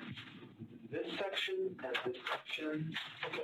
Just in this general area. Like, he's not even trying to hide it. I think he's enjoying telling that he did it. I think he's genuinely just kind of happy that he did it. There they find a scene that will no doubt Like, haunt that them for some the reason rest just of did their it for him. lives. It's right here. Yeah. Because there's an arm. Hey. The female cop starts to laugh when she sees an arm. It's unfortunate that the family and the court will hear this. Jesus. There's an arm. There's another arm. Bruh. Do some pictures. There's another one. I don't have a clue. This is like something out of TV. Yeah. Discussion with the deputy chief about how these kids don't have any, right, here's a leg. Don't have any what? Finish your fucking sentence, dog. Well, there's 3. There, and there. Pieces down there. Don't have any what? If we can get the lab. That's fucked up. I'm assuming the thought process there was probably the whole, like, kids are growing up and getting desensitized to things, and that's like, back in my day, even though you had people do horrific shit back in your day. But yeah, we're gonna blame the video games and the TV and As the police internet officers because less than it's half a mile away obviously take measure that of the and bleak not crime scene under the anything bridge, else. Detective That Norcross makes probes sense. more deeply into the whereabouts of the rest of Warren Barnes' remains. You took, was it the head and the hands? And what did you put them in? Well, there's a 3 rule for bodies. I like to call it the 3 rule. Okay, tell me about that. 3 days, the body starts to stink. No, 3 hours, rigor mortis sets in. The body stiffens. 3 days, the body starts to stink because of decomposition. 3 weeks, the body is starting to seriously decompose. Right. 3 months, the body is unrecognizable. 3 years, it turns into a skeleton. And Skeleton? I've always had a fascination with forensics and with anatomy and physiology. That's something I made up. So that's something I don't want to sound like I'm inventing something. But that's why I coined the 3 rule. You kind of remember it that way. Yeah. That's your way of remembering Is it it. accurate? Well, somewhat. So, This segment is fascinating Dude, for he's a number of happy. reasons. He's not the least of smiling. which I is don't the think he really remarkable cares that display he of was skill caught. on the I part of I Detective really don't think Norcross, so. If anything, I who think makes this Brian adds to feel it as for him though she's because mesmerized he by can his account of explain the like 3 what he rule. was doing and She kind of gives him a whatever his moment of given validation reason at for the why end, is. I'm and Brian's assuming. satisfaction is obvious. His ego is stroked, and he feels that he's earned the approval of the detectives. yeah, so what did you have the head and the hands at your house? The head, I put, because it was starting to stink, I was planning on throwing the head and hands away. Not in the trash bag, not in the kitchen trash, but they were both in trash bags. The head was in a trash bag, I hid up the trash bag. Hands, I put in a trash bag as well. They were in Ziploc bags. And I was planning, do they sell empty paint buckets? I was planning to buy an empty paint bucket, put the head in it, seal it, and then I was going to throw it off in some ditch. Okay. The hands I would throw in a different spot, wherever. I'm sorry, I just want to make sure I have it right. The head is inside of a trash bag. It was. Well, where is it now? In the kitchen sink. My parents searched through my room and they found the head and hands. Okay. Why and that so death are the clock head got and the hands titties? On my chair. Okay, so they're in the kitchen sink now because your parents put them there. But they were in my closet. As of now, Dude, his room investigators from have the only pictures found a they've shown head, looks hands, shitted. and several Looks pieces somewhat of arm. shitted. That makes That me leaves sad. the You're mystery 19. of where the rest of Warren What the fuck? Barnes is.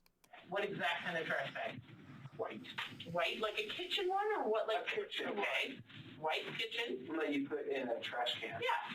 And then what about the hands? They were inside Ziplocs, you said. Both it's in the same, both in a different trash bag. Okay, the white kitchen trash bag. Yes. But now they're in the kitchen sink. Yes. And you talked about cutting, I used to be a meat cutter. I know it's not easy just to cut off hands. Oh yeah, it was with the knife. I was just. Did you practice on anything else? No. Or how did you know how to do it? No, I just went along as a process. The bones, I just pressed the blade down and went, sever them at the ligaments. Okay. And how hard was it to do that? To get them actually? Not particularly hard. I was just more frustrated that I broke this bone. So if you hadn't got frustrated, what was your, I mean, it sounds like what you did, we know. Did you have a different plan? The original. He did just kind of go wild. I don't like the whole, like, I'm going to stab you to death, and then I'm going to cut open your guts to see what they look like, and then I'm going to cut off the arm. That's it. That's all I wanted to know. And then I'm going to cut off your hands and take them, and I'm going to cut off your head and take Again, them. the mind reels when confronted with the nonchalant attitude Brian has toward discussing the murder and He is dismemberment smiling of a way too human much, being. dude. Way too much. Criminology and Techniques of crime scene investigation. Not college study or school study. It's like a passing interest. I don't know if it's that book, but the podcast I listened to and a couple of other articles that I have looked at during the time that I was kind of learning a little bit about this case. One or more of the textbooks that he actually got from his parents to kind of nurture the fact that he had an interest in something that could be constructive in terms of like him actually becoming a forensics investigator and not trying to use the knowledge for negative reasons. A lot of those pages had very fucking graphic imagery in it because it was for like actual study purposes. Like they were actually what you would be looking at and using if you went into school to actually pursue this. Are you worried about like leaving evidence behind or caught? Totally. So tell me about that and what you did. Well, I was figuring the police don't. This is not to be taken offense, but police, they don't seem to care as much about high-risk individuals, homeless people, prostitutes, etc. And I mean, to be fair, he is correct. That has time and time again been proven. There's so many missing homeless people or cold cases involving fucking homeless people. It's not even right. Beyond his clothes and stuff, so I deliberately messed up the clothes. This is an outstanding amount of premeditation for a youth offender. It's a shocking amount for anyone, but particularly because of his age. His executive functioning is years from being developed, and yet he's thought so much of this through. It's chilling to think what he may have been capable of had he not been caught. Brian remains engaged, casual, and even jovial as he describes his mindset on the night of the murder.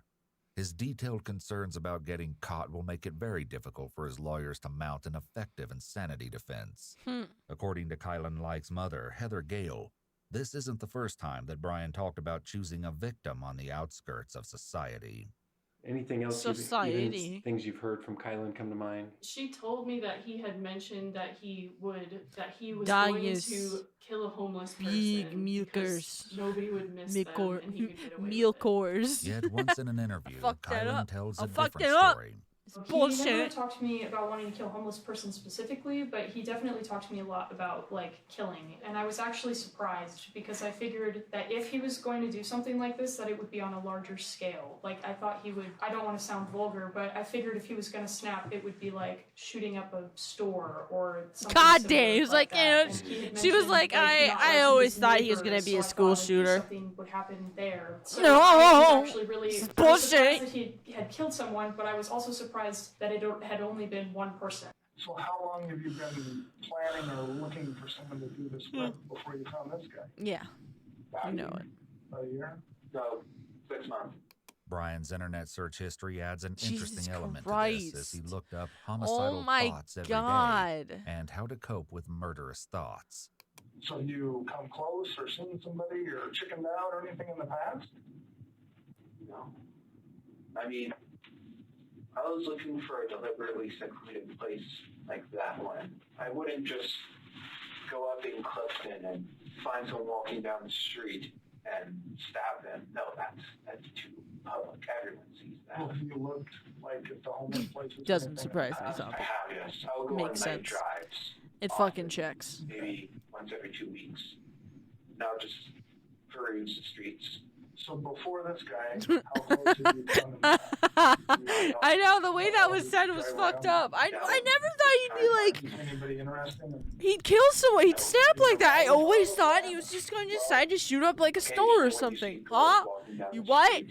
You huh? I take a glance at him. Says, That and the fucking people just be like, oh, he's just autistic, you know? Like, what? It kind of worries. It kind of fucking worries me that he was surrounded by these people. Because, huh? What? feel nice. And the other half of me, it's just like what Ed said, is I want to see what her head looks like on a stick. Brian is describing a mindset that's detestable, yet he delivers it with a smile and a laugh. His obvious excitement in describing both his mindset and the murder raises questions about his psychological history. As well, another internet search Brian made reveals that he may have considered other sickening plans Extreme as well, paranoia, as he searched schizoid, for and how paranoid do people personality react to a home disorder. invasion. How deadly is However a neck grisly stab Brian's wound? sense of humor might seem, it's again You worth what? noting that it's a trait his friends are familiar with.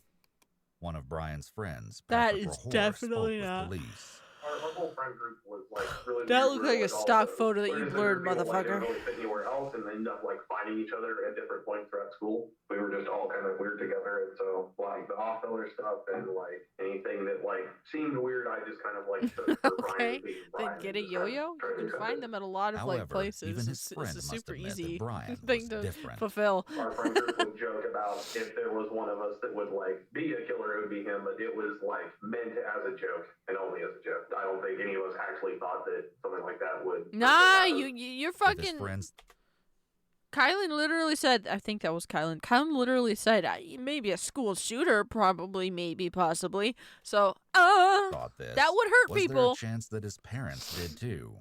Tell me about Brian. Does he have any kind of mental issues or disabilities?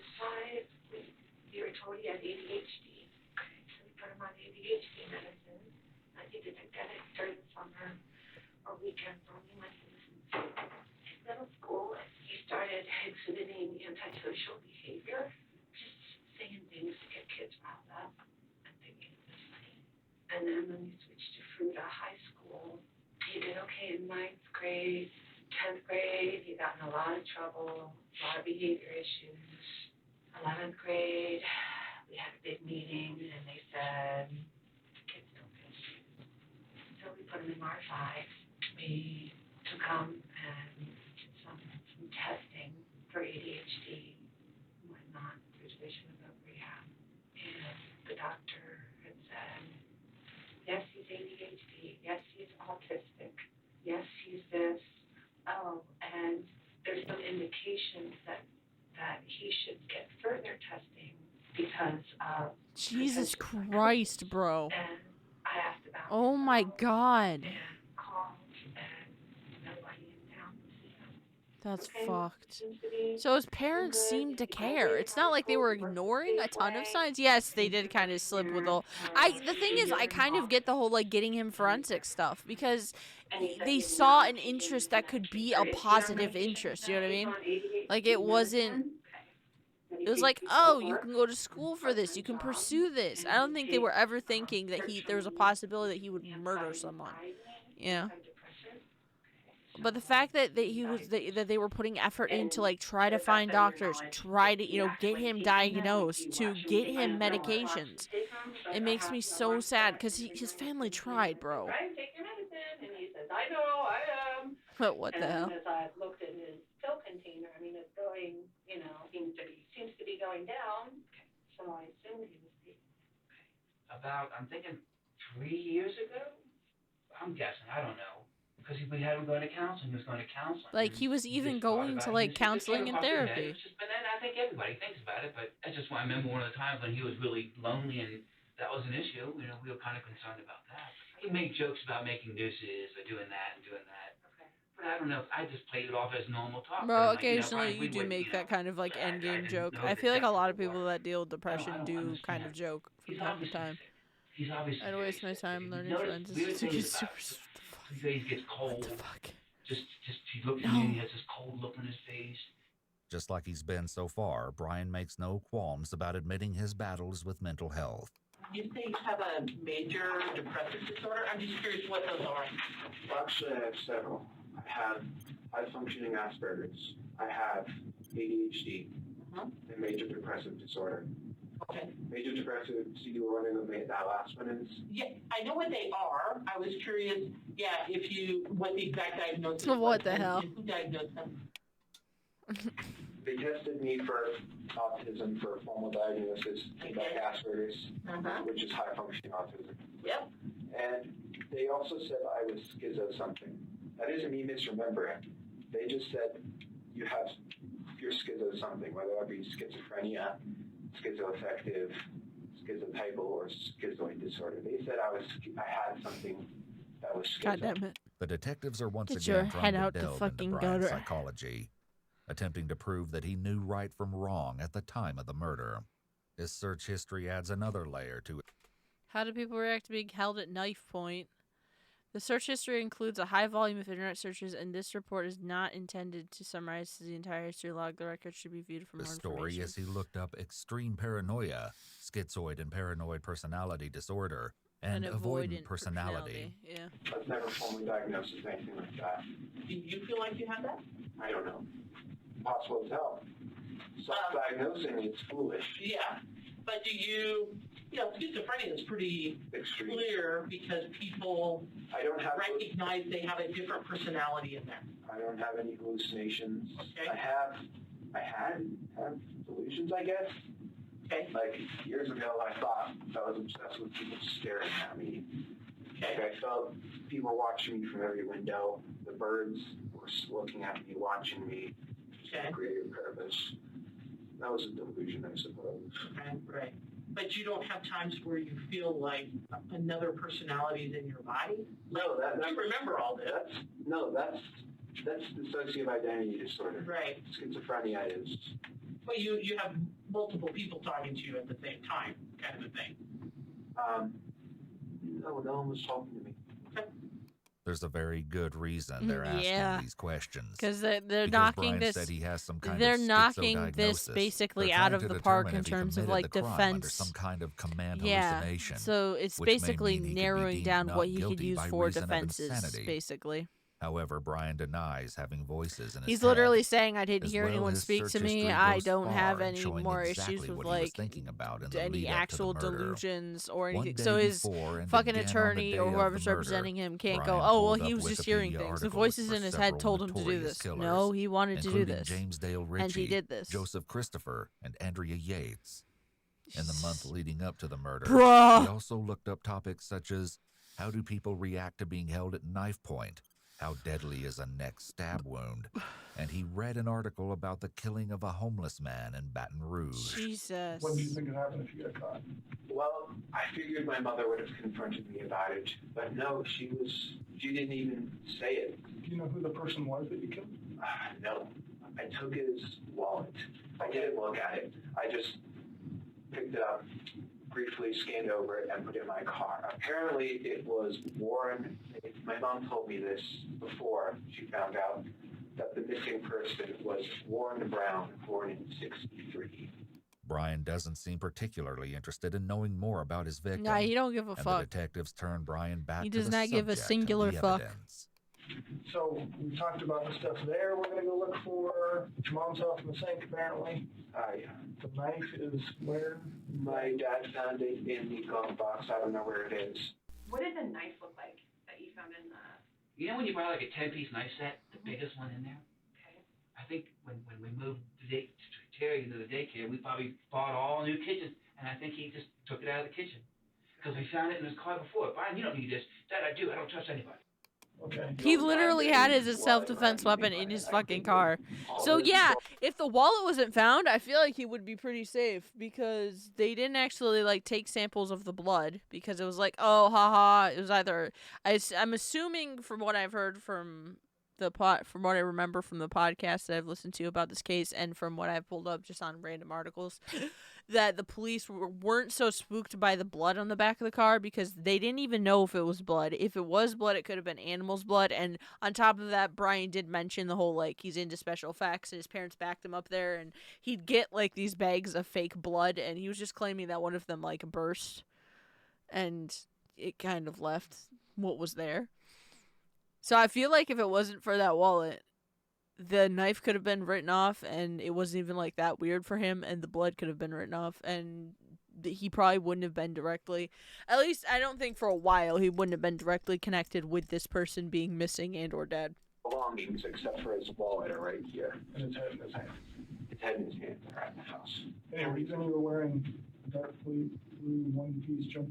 He was literally cosplaying Michael Myers. He was wearing the jumpsuit. I fucking can't, bro. I cannot. This is some. I don't remember anything about what he was wearing. What the fuck? That's why I was wearing it that night. Yes. As horrifying as all of this is, nothing they've heard so far can prepare investigators for the rest of the seismic revelations to come. Oh no, what the fuck else? First, however, detectives Wait, have a hold simple up, what question else? for the killer sitting before them. Have you ever done it before? No. Okay. You gotta ask, right? Yeah. How about animals? Have you practiced on anything? Yes. Yeah. Tell us about that. It was 2018 Halloween. A stray black cat had been coming around our house. This was before I moved into my mom's. This was at my dad's. And I was thinking about killing it. The video is redacted in this Jesus. part, but the transcript from the sheriff's office says that Fair. Brian told detectives that he God, herded what the the cat fuck? into a sleeping bag and beat What it, the strangled fuck? it, and snapped its neck. He then decapitated the cat, hid What the body the in a fuck, shoebox, man? and hid the head in a wine That pussy cork didn't do box. shit to you. This It is seems some clear bullshit. that Brian has a sick interest in decapitation. There are chilling parallels between what he did to the cat and to Warren, including decapitation and keeping the heads in boxes. Both weird times as he fuck. preyed on those he knew were Fucking vulnerable, and shit-filled that he believed puss no one would bags. notice. And then I disposed it in the trash and got away with it. Killing that cat. No longer like pussy. I kept it Not for your 3 days, pussy. and it started to stink. Is that where you got the 3 days and it stinks? What Also did you say because to the cat was bacteria worse starts than to float that the body random after homeless a man? day to 3 days. Well, so. yeah. The story that Brian might have killed a cat is actually a You widespread could rumor in Grand argue Junction. that the Did whole you ever hear about the Brian, level either of from him or anybody else, about him killing a cat?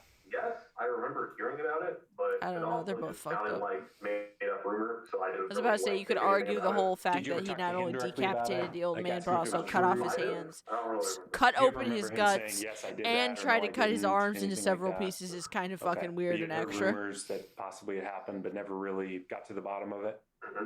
Patrick is not the only one to hear rumors of this type and ignore them. Stock saying photo. it was some kind This of a is sick bullshit. joke. I know that there was another girl in that class who told me that she lived near him in that neighborhood and Hey, that it's a they were teacher. always missing cats. And she felt like he was stealing cats in the Oh neighborhood. god. And honestly, I don't remember So wait, if did he not I admit found to that any out other through cats, him just that or one? through friends. Mhm. But yeah, I definitely know about the cat. Did you believe that, or did you think it was just Brian saying something outrageous? Honestly, I don't know. I think I believed it, but that I didn't want to because I am a big animal lover, and that's just, I didn't want to see my friend in that kind of light. I remember my friends just talking about how messed up it was, and my friend Sean said that he knew the person whose cat it was, and he was super upset because the cat was like super friendly or whatever. But I don't think I ever heard it around Brian himself. In a redacted portion of the interrogation video, Brian admits to finding a dead groundhog by the side of the road, which he skinned and attempted to make leather out of approximately a year before the murder. It sounds like you killed a cat. Well, actually, I was thinking of killing people during the cat, but I wasn't acting on it. But I started seriously thinking about killing people a year ago. How about when you were 12? Did you think about killing No. people? So what in your life has changed, or what in your mind has changed to make I you? don't know. Was it like something all of a sudden one day you woke up and thought I'll kill someone, or was it a gradual? It was gradual, I think. It sounds like there's a gradual interest that kind of leaned into an itch that turned into something he had to do, The or he felt like interrogation he had is to again do. redacted here. Not that the but voices Brian in, her head, says, in his quote, head was telling him "Call that. me It's just weird, he but I think warmed up to everyone the has had idea and it got thoughts to of where that he shooting up their actually wanted to school. do it. I suppose I just don't What? really like people." Huh? But he wanted to read What? really bizarre He was like things 2 and seconds away things that we from didn't being have a in the school shooter. library. I The fuck? remember he actually checked out a book about Son of Sam, Hey, and then D&D, the next quarter he D&D, wanted to D&D. read about the I Columbine love shootings. D&D. He was very obsessed with just that kind of darker stuff. You mentioned a writing assignment. I can't remember anything specific just because it's been so long, but it does seem like there was at some point something he wrote, an idea about Columbine or something like that. And I can't remember really the specifics. Of course. It's more of a sense that he had an Naturally. unhealthy fascination with school shootings. Back in the interrogation, Brian tells the detectives that this isn't the first time his family has found something unsettling in his room. Nice. Last year, my parents found a kit I had been assembling. It had Yo, hammers, the kill kit. shovels, knives, Hammers? large zip ties, God duct damn, tape, bro. a saw. I wasn't meant for hurting people. They found it though, and I had convinced them it was for other methods, for other things. And it was an ultimatum where if I didn't throw it away, all that, they would call the police. And then I would That have is been a arrested on certified charges zombie of moment right conspiracy. there. That God was damn. last year, before Halloween. So what made you put that kit together? That was for nights like that. So back then you were thinking about doing that too? Yes. That was $100 done right. In an interview, Brian's high school teacher recalls that his parents didn't seem overly interested in his disturbing behavior. We weren't obviously the only class that was having issues with him, and I remember said that they had met with mom, and she kind of, I think they said like didn't really understand like what kind of like what's the big deal sort of thing. Like she wasn't really like, yeah, this is serious, or we need to get ahead of it. Yeah, it sounds like she wrote it off as just he's a little quirky. Indeed, a friend of that's Brian's just mom how notes he that is. Terry felt that school authorities were unfairly singling out her son. Terry had like a binder, I remember, of information that she had conflicts with District 51. Okay. I know growing up as a kid, he was really teased in school that they would call him like four eyes, geek, loser, dork, all of that stuff. But the detectives in the interrogation room are more interested about his murderous intentions in the preceding months. I'm really curious, when you talked about the hammer and the shovels and the knives and like the zip ties, I mean, what was kind of your plan then? That's a little bit different than you did this time. Oh, yeah. So what was the plan back then? The plan was to go find, because there's no prostitutes in Grand Junction, I don't think. Have you ever had any sex crimes? Yeah. There's not prostitutes like 5 of them standing alongside the road, but there's prostitutes at Grand Junction. Yeah, the plan I feel like there's was prostitutes to just go about with one of them everywhere. and have them I mean, it's come one of with those me, things I and just then feel the like plan just about was every city has to do them prostitutes. and tie them up and then torture her. So what made you not go back to the same plan and get, you know, if you kind of had that as a plan? Would I have been caught? Well, I don't know. My point is, if your folks, your mom found your stuff, right? Yes. And got rid of it.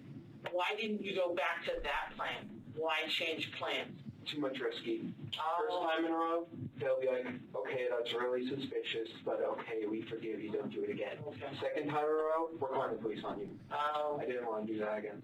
Okay, fair enough. Risk. And so they didn't call the police? No, because they gave me an ultimatum, have them throw it all away or call the police. So I threw it all away. Detective Norcross does an excellent job showing great interest in Brian's kits and his previous plans. Dude, all how of long which was this encourages the interrogation suspect to / keep interview? talking and Because helps he build a strong fucking, case he is against really him. happy. Like, he's At this enjoying point, himself the video through is this. redacted. How much of it's According to the redacted? transcript, the detectives ask Brian if he ever expressed any of his dark thoughts to his parents. He tells them yes, but only disguised as jokes. For instance, he once said, quote, "Wouldn't it be funny if you sold a lipstick with mercury on it to those beauty pageant queens and they got poisoned because of their pride?"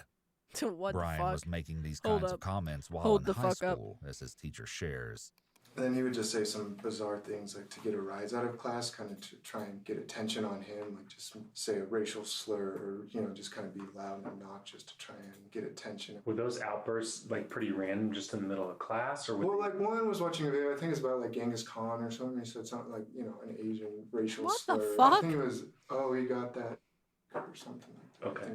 Of course, the matter What? before investigators The today fuck? isn't Brian's Hold inappropriate up. humor, but his actions on the night of the murder. And the revelations from that night are far from over.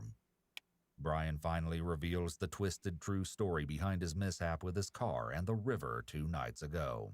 What were you doing down here, bud? Well, I felt like I needed to get out, and I figured, why not park here and just relax a little bit? Relax and think. As it turns out, Brian's road trip to the Blue Heron boat ramp had absolutely nothing to do with relaxation. He explains to the detectives that after he murdered Warren Barnes, he returned home to try and sleep. But I was worried that because there was a hole in my glass right here, I was worried that they would be able to obtain a partial print. So I figured, why not go all the way? I drove back in a different outfit, picked up his body, surprisingly heavy, put it in my trunk, and What the fuck? drove to the Blue I Heron remember drop-off when station. kids said the N-word in English So was it's like hilarious. this, Me and a right? couple So friends let's say laughed this and we is got ground. dirty looks from a Granted, teacher. it's quite steep, Bruh. and you need to have That is four-wheel a drive certified to bruh pull out. moment. And my car didn't. So I pulled in. I thought that I could drive out because I put it in reverse, A, so that it's easier to pull the body out, and B, because the back tires would provide propulsion to push up. Right. And I open the trunk, I take his body out, I put it in the water, and because I don't want fingerprints on a body, so I just try moving it with my shoes. That works successfully. He goes out some part in the river and floats off. Okay. God knows where he is now. So he literally dumped the body. Still, okay, yeah. God knows where he is now. I think my guess was that it would be discovered this morning or next morning, so keep an eye out for any river-related activity. Okay. So he literally went to dump the body after already going home and trying to sleep or taking a nap or whatever. Yeah, from Blue Heron. My car was stuck. And when he does that, he fucking, the car ends up going back into the fucking river. Stupid me. Okay. And so then I tried putting it in low gear. I'm trying everything at this point. Right. And it still doesn't come out. And then it slides into the river. Oh! My car slides into the river, me inside. And so I'm there in a car quickly being flooded with water. Okay, it's the middle of February. It's cold. At night. Yeah. In the river that's almost freezing. Yes. I'm drenched. I almost died. So I'm able to climb out. I don't see the body, so I assume it's travel with it. Okay. I come up, and I'm sitting there. I need to act fast or else I'll die of hypothermia. I'm panicking a bit at this point. I'm going to be like, this is what I'm going to be remembered for, dying of hypothermia and a botched attempt at hiding a body. And I'm just like... Once again, we see Brian in Bruh, good he is spirits enjoying while this sharing shit. what could pass Holy as fuck. an amusing anecdote if Oh it were my not for the God. horrifying truth behind what he's describing. His story also shows that he has a preoccupation with how he'll be remembered. And what did you tell your parents? I mean, you obviously, got to tell them something. The car's in the river. Yeah. So what I say is, I feel like I need to get out. I often do. I feel like I need to get out. And my thoughts. Have you ever felt that? Absolutely. So I'd say that I drive down to the Blue Heron Point and just park and just turn off the car and think. And I tell them that I'm stupid and I park too low. And then my car slides in the river. Okay. Did they believe you? Yes. And then the police came. I didn't do a breathalyzer test because I wasn't drinking. Was it the police or the sheriff? It was the police. Okay. In addition to the rest of the damning evidence Brian relays to the detectives, he now reveals that he was not intoxicated on the night of the murder, closing off another I was gonna say potential that's defense in another court. potential defense. They'd be like, "Oh, well, he took substances, or he got drunk, and he doesn't remember." It's like, no, you fucking do. You admitted. I forgot to wipe it off. That sounds so fucking boring. Oh my God. I thought my job is kind of boring. That is definitely boring. Like, I was getting annoyed with how boring it was just being a cashier. That's why I work customer service now. Because now I'm in either customer service or the money center area. I have to, like, run around and do stuff for customers. I have to try to figure out how to get things to work in the system to do returns and other things. What the fuck? This is bullshit. That still sounds boring. Like, yeah, you get to listen to music, but goddamn. What? My car went in there before I was able to throw them away. Sure. So did the cops talk to you guys about that this morning? Mm-hmm. Did the cops from the police department, did they talk to you about that this morning? No, I was not contacted. Oh. Brian's car was pulled out of the river in the early morning hours of February 28th, and this interrogation takes place the next day. However, planning to do with me today is get my insurance Were they able to like information. take? Was the blood cleaned And off, or they were they able to still curious actually about the blood. test Did the they blood? ask you about that? No, because they did not notice it while I was still there. So when you say they were curious about the blood, how do you know that they were curious? Because my parents told me. Oh. They saw the blood too, and they were curious, but I said, I don't know where the blood came from. They thought maybe it was this cut, but obviously a cut doesn't produce that much blood. And they said maybe it was the recovering abscess under my arm, but that's scabbed up. So they didn't know what to believe this day because it's blood, it's sticky, it's sinewy, but I can't name a source. So they were just a tiny bit curious. Not tiny bit, they were curious. This is another spot of his oddly placed laughter, showing that he really enjoys talking about the sick details. However, his position of superiority didn't last long. Police do indeed find more blood in and on the car, confirming Brian's Well, I mean, tale. that's good. And I was worried As long as about you're happy, just, man, that's what matters. It's just the way that you fucking described that was so fucking. I would be so bored. I could also argue with myself that maybe I would do better at a slightly more boring job for like anxiety and other reasons. The true I story get of what overwhelmed happened at the easy, boat ramp especially will come with what as I news do. to his But friend Kylan Light. when I With whom break Brian into shared the a very nuclear different power account. plants and the technicians First, say I though, can't on be a the very ghoul, same night that he dumped Warren's body into the river, I Brian call messaged bullshit. with Warren on Discord, which Kylan was part of. He wrote, "So, I totaled my car. It's in the river."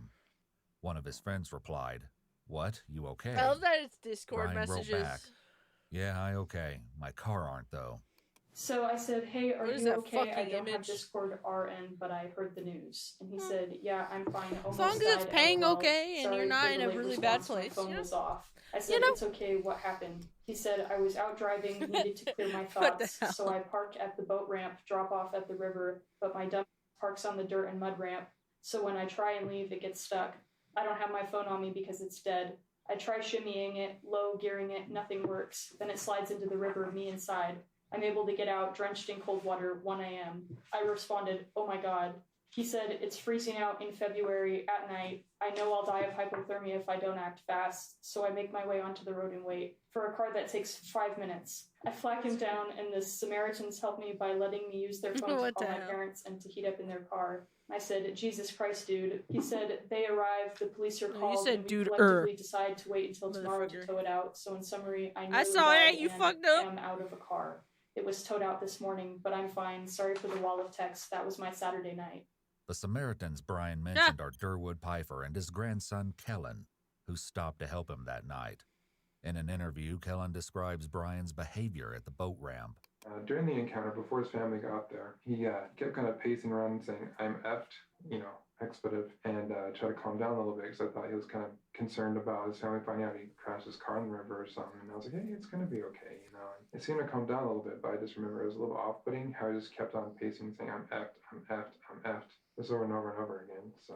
No. With his attempts to dispose of the body and cover his tracks, He was very Brian messy. showing He was clearly caught. that he It's knows fine. right Damn. from wrong. His mindset is Damn. further demonstrated by his search history on the day after the murder, when he looked up how to wipe data from Android phones. Ah! Does a What? river wash away evidence? How to What? dispose of organic refuse. His history also contains numerous searches for information on serial killers, a subject Brian has great interest in.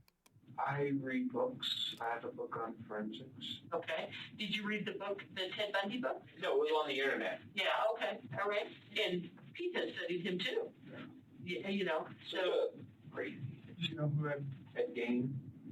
No, Ed in California. Yeah. Ed Kemper. Yeah.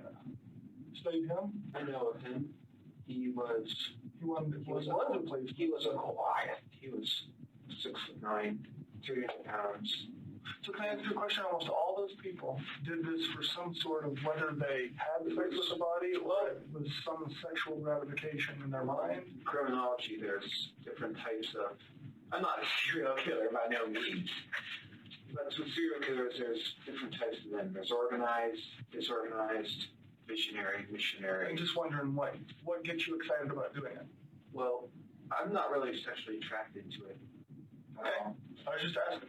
Brian's statement that he found no attraction to the concept of murder is doubtful, given his excitement I at was the gonna chance say, to you are relive the you killing are by having telling so the much officers fun just every talking little about it. detail of the crime. True, when I went Still, in the that ditch, a detectives guy are tried to help determined me, to and figure ended out up the going why into. behind Brian's Oh my gruesome God, actions. no! So I'm curious about Oh, the that's cutting him fucked out up. and taking parts of him home.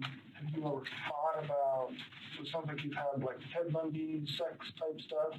Ed Kemper just kill people because you want to kill somebody, plus the sex stuff. How about Jeffrey Dahmer? It wasn't really inspired by it. It was just more. I'm just trying to think of all the people like These people can do it, so can I. Brian's claim that he's not inspired by serial killers is somewhat undermined by that last remark. The following part of the video is redacted, but we know from the transcript that Brian tells the detectives that his nickname in high school was Jeffrey Dahmer. What He the says fuck? he had a reputation that he would What become the a serial fuck, killer. man? When we would do different group activities, sometimes we would have like different Like, I just personas or refuse. whatever. He'd I be can like, send you a "I'll picture of be his car. Jeffrey." I'm What like, the "No, fuck? you're not." I do remember that specifically. He was very obsessed with Jeffrey Dahmer. Obviously, he's and not is it sexually Dylan attracted. He would have Klebold, had the sex. Columbine shooter, was Aww. obsessed with Oh, him. I remember no. actually talking to No. my mom and saying, "Take this No. name to your prayer group." I mean, I remember talking to another teacher and saying, "If any kid's I'm gonna shoot up annoyed your that there mom, are so it's many this red kid." flags, and yes, In he an was interview, actively like Brian's going high to school therapy and friend stuff, but Patrick there were so O'Hora many red recalls the flags. It Halloween seems like party everyone they just both wrote it off as attended. either, You oh, remember that's costumes that he wore? Brian, Yeah, he and wore a or Jeffrey Dahmer oh, well, costume. he's kind of quirky and I heard autistic. he was Huh? Mike Myers one year. Was that he was actually Jeffrey Dahmer? Does that? I might have been mixing up the years because we had a couple of Christmas parties, but Halloween parties. But yeah, I think he like dressed as a serial killer a couple of times. When he was, I guess, Jeffrey Dahmer, how did that look? I guess how did his costume look? I mean, it was like jeans, a plaid shirt, and like big glasses, Yes. which honestly was like not Shush. too entirely different from what Mike he is normally wore. completely His different. obsession with crime, serial killers, and all things morbid was something that his parents had noticed too. A lot of separation on crime and Wow. crime scenes. Wow. And so Wow. he's talking about going into the military in the fall, and when he gets out, having your job. And so I had purchased online a crime scene investigation book for him. You know, it's like ones because you probably read it when you first started out in college. And so I gave that to him, and I was like, "So here, Brian, you know, let's channel that curiosity into something positive that you can affect a good change in the world." And he's like, "Yeah, that's my plan, Mom." I'm not going to say always had a fascination. You know, I'm going to say in the last few years. And is it like shows that he watches, or like tries to do things to create a scene? You know what I mean? Like whether it's like animal stuff or nothing. No, like he that. loves our dogs. You know, He doesn't like cats, very though. affectionate with our animals. And, No, I just. You know, he would watch. You know, like just last week he watched Silence of the Lambs, but I was like, well, he's 19. What should you know? We probably all watch it. I watched it. It doesn't make me a serial killer, you know. Right. And he watched The Zodiac Killer over the summer a couple of times. Brian's affinity for Jeffrey Dahmer wasn't the What only is that warning fucking sign picture, observed bro? by his teachers. What the fuck? The first week of school, we had a meeting with all of his teachers and his case manager, expressing the concerns that they had with him and also explaining some of his behavioral issues. Did anybody express that they had concerns he could be a serious safety issue or anything like that? Yes, I believe so. We were to keep a very close eye on him, and it's certainly very That's a apparent lot of early extra on fucking that pressure for the he was teachers, a very though. troubled person. In the 2019 school year, one of Brian's teachers found a notebook filled with a number of disturbing elements. So I remember I don't even remember who found, there was like a notebook, I don't know if it was part of a notebook check, my student teacher, another student, or somehow it got brought. We had a meeting with Officer Bomar and the administration out at Fruita just because it had some obviously concerning stuff. Yeah, there you go. That's a good example because I also really love the Saw franchise. Just because I do like seeing the different ways that things happen, and I'm not a fucking, I'm not a sadistic murderer, and I also am not an engineering genius. So So famous like, serial killers, some information about kill counts and just stuff like that. Okay. Like, that's not entirely normal. The disturbing contents of the book discussed by Brian's teacher Journalism. far exceed his initial portrayal. Within its pages lie numerous troubling entries detailing Brian's fixation on fuck did that serial just say? killers and other disturbing topics. Among these, Brian has devised his own cryptic code or alphabet. Furthermore, Brian's brief profiles of his favorite killers paint a grim picture of his unhealthy obsession What the with hell? destruction and depravity. Okay, I also Additionally, he enjoy outlined true plans crime. for taking Okay, lives and holding strong I've had an opinions about interest his in own true crime purpose and since I was actions. probably 11, The book was also 10, filled with quotes and about I his have beliefs not in snapped and neutral murdered evil. anyone. I One don't such harm quote animals. read, If anything, "A neutral evil villain harm does to whatever animals she really can to upset get away me. with. She's out for herself, pure and simple. She sheds no tears for those she kills, I whether actually for profit, haven't. sports, or I convenience." need to cave and actually read This it. is far from the only warning sign that emerged during his time at school. In December of 2018, Brian was arrested on assault charges when he hit another student with a homemade mace. When I had kids give speeches, I always told them to do an attention getter. And so it was the day of his speech. I do and not he wanted dress to go first. And he pulled as out them, this, but I have like you can manage hyper those, fixated like, on certain whip that he cases. fashioned out That's of for fucking masking sure. tape. So to start the speech, he kept hitting the podium. Oh as shit! everyone I didn't looked, realize and it was a then he one-off. gave his speech. Then later that day, he ended up beating or whipping one of our side-by-side developmentally disabled students at the bus stop. Bro, what the In early fuck? 2019, he was suspended after intentionally causing a student with PTSD to suffer a panic attack. In a subsequent meeting, school administrators conclude that Brian has a high potential for violence and presents a high risk for the school. However, despite being apprehended for his behavior and That's his kind of several bummer. run-ins with the management at school, Brian's mother, Terry Cohee, has a strikingly different opinion about the incidents. When you talked about the school stuff and having lots of issues, what were the issues that they were having that made other kiddos not feel safe? He would make jokes that were not. He got violent and set off someone's PTSD, woman. Times, like for behavior that wasn't. Like, you have to realize that One isn't girl that he knows school. very well. He knows that she has a lot of issues, and that loud noises frighten her. And so, one of his school suspensions was when he came up to her in the hallway.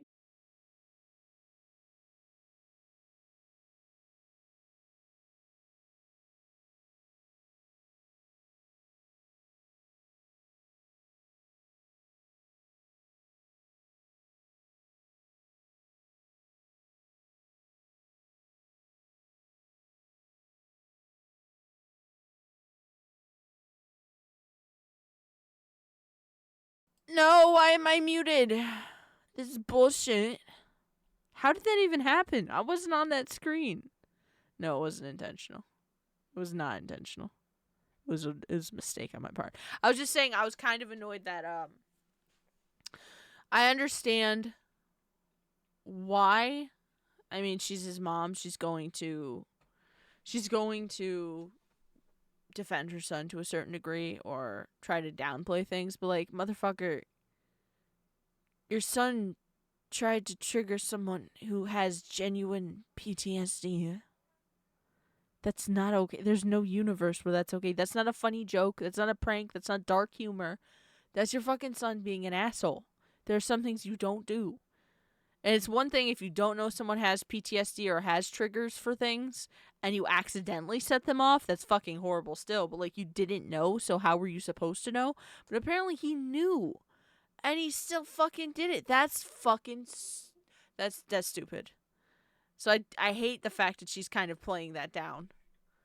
The fact that, like, he, attacked another student, and she's not bringing that up. She's like, oh, well, he makes dark jokes, and You knew that would upset her, and you did. he clapped hard next to someone. Yeah, full fucking story. He set off someone's PTSD, bro. What the fuck? And I think this was in 11th grade. Motherfucker thinks he's a Ninja Turtle. What is this? What is that? And so I was like, can I check those out? He's like, I'll bring you in so you could give me some candy. So Brian gave the kid candy, and the next day the kid comes on the bus with two sets of nunchucks. One are glass, and the other one, I guess they're like rubber. I don't know. What the I fuck? never actually saw them. He's like, I know I can't take the glass ones because I'd be in trouble for that. So he took the rubber ones and he put them in the Like, I just don't like how she's making her son off to be, like, some, like, borderline victim where it's like, oh, well, people are overreacting or bullying my child. It's like, no, your child was being an asshole. Oh, what the fuck? My headset's doing the thing. Also, Mars. My headset is doing the thing. We had a prohibited weapon on. Do we have audio? And I'm like, okay, well, what about the other kid that brought them in? And they said that kid. I'm gonna do this. My headset now randomly does that. And I don't know if it's my fucking headset or if it's the USB port that I'm currently using. So, in list of priorities, I'm going to be getting mouse and keyboard, even shitty mouse and keyboard. Next paycheck. Following paycheck, I'm probably going to get a new headset. We're slowly going to fix the things and replace the things. It's just going to take time. Brian went through probation and he completed it successfully. In fact, his father, Brian Cohee Sr., believed that his son was incapable of such violence. He's got friends that he hangs around with, you know, respectable friends. Not friends that would ever, not those kind of friends. Sure. Not the bad people, No, only the good people. They play video games. They drink too much Pepsi. We're thinking we're doing good. Our kids are both doing good. They're okay. What the fuck? They don't drink or smoke. So I didn't really have no warnings that this was going to happen. No. You know, there were no red flags. Are you fucking kidding me? Never hit anybody ever. He got in trouble for throwing a tape ball at school 3 or 4 years ago. And they wrote him up for it because it hit somebody. But the football players can nail like jazz with a football. But Brian, he got in trouble for that. He's never hit anybody. He's just like his dad. I mean, I've never been in a fight, man. I just saw he's going to be a spin-off of me because he's non-violent, but he's not. I don't know what's going on now. But Brian often resorted to social media as an outlet to share his ideas. Boy. His dark thoughts were further reinforced by his posts on various social media accounts. What was that? Oh, hold up. I want to see what that actually says. That was way too fast. But Brian often resorted Hail Hydra. to social media as an outlet to share his ideas. He's a quirky boy. What the fuck? What is this? Never had trouble, but me and some friends used to squirt hand sanitizer to pretend it. Okay, that does sound like a certified you moment, dog. What is this? What am I looking at? There's uwu right there, and I don't like that staring at me. His dark thoughts were further reinforced by his posts on various social media accounts, pictures, and comments. Well, my ideologies vary quite greatly. It would really depend whether or not I would be a citizen or a government official. If I was a citizen, I would prefer a conservative Republican right-wing system with no restrictions on citizens. The government is a removed entity in day-to-day life, i.e. completely free speech, complete economic freedom, social freedom, freedom in media, much more borderline anarchist. But if I was a government official, I'd very much prefer a conservative Republican right-wing system with much more control over my citizens. Comments about his beliefs and mental health. His comments on Reddit were often on posts depicting mutilations and injuries.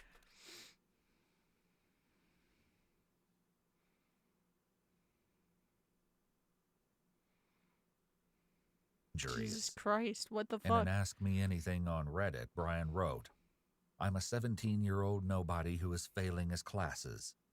When someone posted asking about him, Brian answered, "I have a counselor, but he assigned me to someone else because I was beyond his skill set. I'm also going to get a neuropsychological evaluation because of my irresponsibility." Like, it's sad if he actually thought that he couldn't lean on anyone or really talk to someone or reach out to someone. Then we did have that that is meeting sad. with SRO, and Jeremy and I went in there and we briefed him on it, and I reiterated to him, I was like, "Look, this kid is really going to need some help in counseling right now." He's like, "All the flags are up." In fact, even the Samaritan who helped him at the boat ramp on the evening he was dumping Warren's body, Kellen Pfeiffer, was at school with him and had a few things to say about Brian's behavior. I remember my friends kind of complained, and one of my friends, Isaac, just did not like being in the same bus as him. He found him very obnoxious. And he complained about him a few times to me. I never really took too much notice at the time. He was like, "Dude, this kid won't shut up on the bus." It's kind of annoying because, again, it feels like there were a lot of warning signs that people either wrote off as like, "Oh, well, and he's, I never really, like I said, took much of a notice. he's got a weird sense of humor and he's got autism." You know, I some don't know, people are man. just annoying. So give them what you've been thinking about and all the other things. It makes me question if things were slightly different in his case, if people would have picked up on it more and like did more to help, or if anything could have helped him. Because I was willing to do anything, whether it be good or bad, just to gain notoriety, fame, it's weird. influence. Brian's comments about fame hint at a possible motive, but we still don't know the ultimate reason behind his horrific actions. In the hopes of drawing that reason out of him, detectives now take him one more time through the story of the gruesome killing. And this time, we get details that are even more monstrous than what we've learned thus far. Oh no. No, he was not woken up until I pulled the sheets back. I know this is going to be really fast. You pull the sheets back. And That is a before you pussy. stab him, I'm gonna stand by my statement. no. That's still a And I pull the pussy sheets ass back, motherfucker. I get on him, like a knee, and then stab him, and he wakes up. He's, what are you doing? What are you doing? Get off me. And I think you stabbed him anywhere besides the, I know you said the neck a lot of times. How many times do you think? Did you count him? No. I was going until he stopped. Okay, how many? Just your best idea how many times? 30 or 40. Okay. You said the neck. Besides cutting his arms off. Well, actually, it was a general assault. I was mainly targeting his neck because that's the most vulnerable area. I was stabbing his head, anywhere in that general area. I stabbed his head multiple times. How about his chest, his stomach? His chest, I stabbed once through the ribs. What the fuck is that woman doing? Right hand. It was his right ribs, and I just went. I sliced open his belly, carved up his leg. Not like I made several slices at his leg. Why did you do that? She was like, I was maybe. doing Yeah, I'll come back everything I later. thought at the moment. This is a bad time. Then I cut off his head. I gave him a Glasgow smile. She does have an L. She has found the L to give him. I suppose it was a frenzy. I was so excited. I have so slime much to play on with. adrenaline This is and epic. everything. It's just, woo. And I paused, and he said, "Why are you doing this?" And I said, "I've been wanting to do this for a long time." Brian has used very little vulgar language up to this point in the conversation. Between that and the exactness of his quote, it's easy to believe that this is an accurate recollection. So let's talk about before you were sure. Imagine that's one of the last things you hear before you die. Don't worry about the head and neck. And this person is wearing a Michael Myers costume. After he perished. Okay, and how did you know he perished? He let out a final gasp. Okay. And he wasn't fighting later on. He was losing too much energy, blood loss. And he just finally gasped, and I needed to make sure, peace of mind, so I decapitated him, partially as for the hell of it. So let's try to go step by step. You said you stabbed him in the neck and the head while he's alive. Yes, What the I fuck? paused. We had a conversation where he said, "Why are you doing this?" And I said, "I felt like doing this for a long time." I continued. He died, deceased, whatever you want to call it. And then Oh yes, he I deceased. stabbed his ribs, That makes opened sense. up his belly, sliced his leg multiple times. Okay. Derobed him, and then decapitated him, removed his hands, his joints. Did you derobe him before or after you opened his belly? After I opened his belly. So you cut through his clothes to open it? No, I lifted up his shirt and just... Okay. Which way did you go? Like a deer this way or like this way? No, this way across his belly. Okay. If what Brian has admitted to so far What has the not fuck, put a man? sick feeling in your stomach, What the the gory fuck? details to come will surely do so. He was You very... didn't see his heart or anything? No, he was very thin. I thought about taking out... What else do you think you saw as What do I think? What do I... internally? What did you see? I saw his liver, his large and small intestine, and that's it.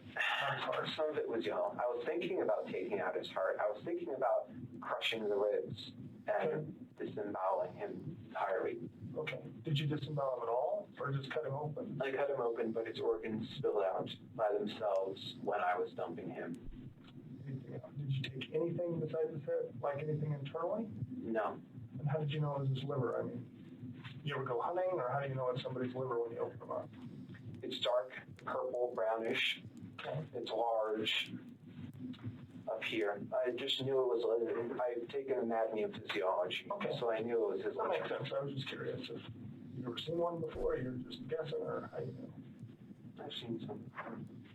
These nauseating details are quickly followed by another shocking piece of information about the night in question.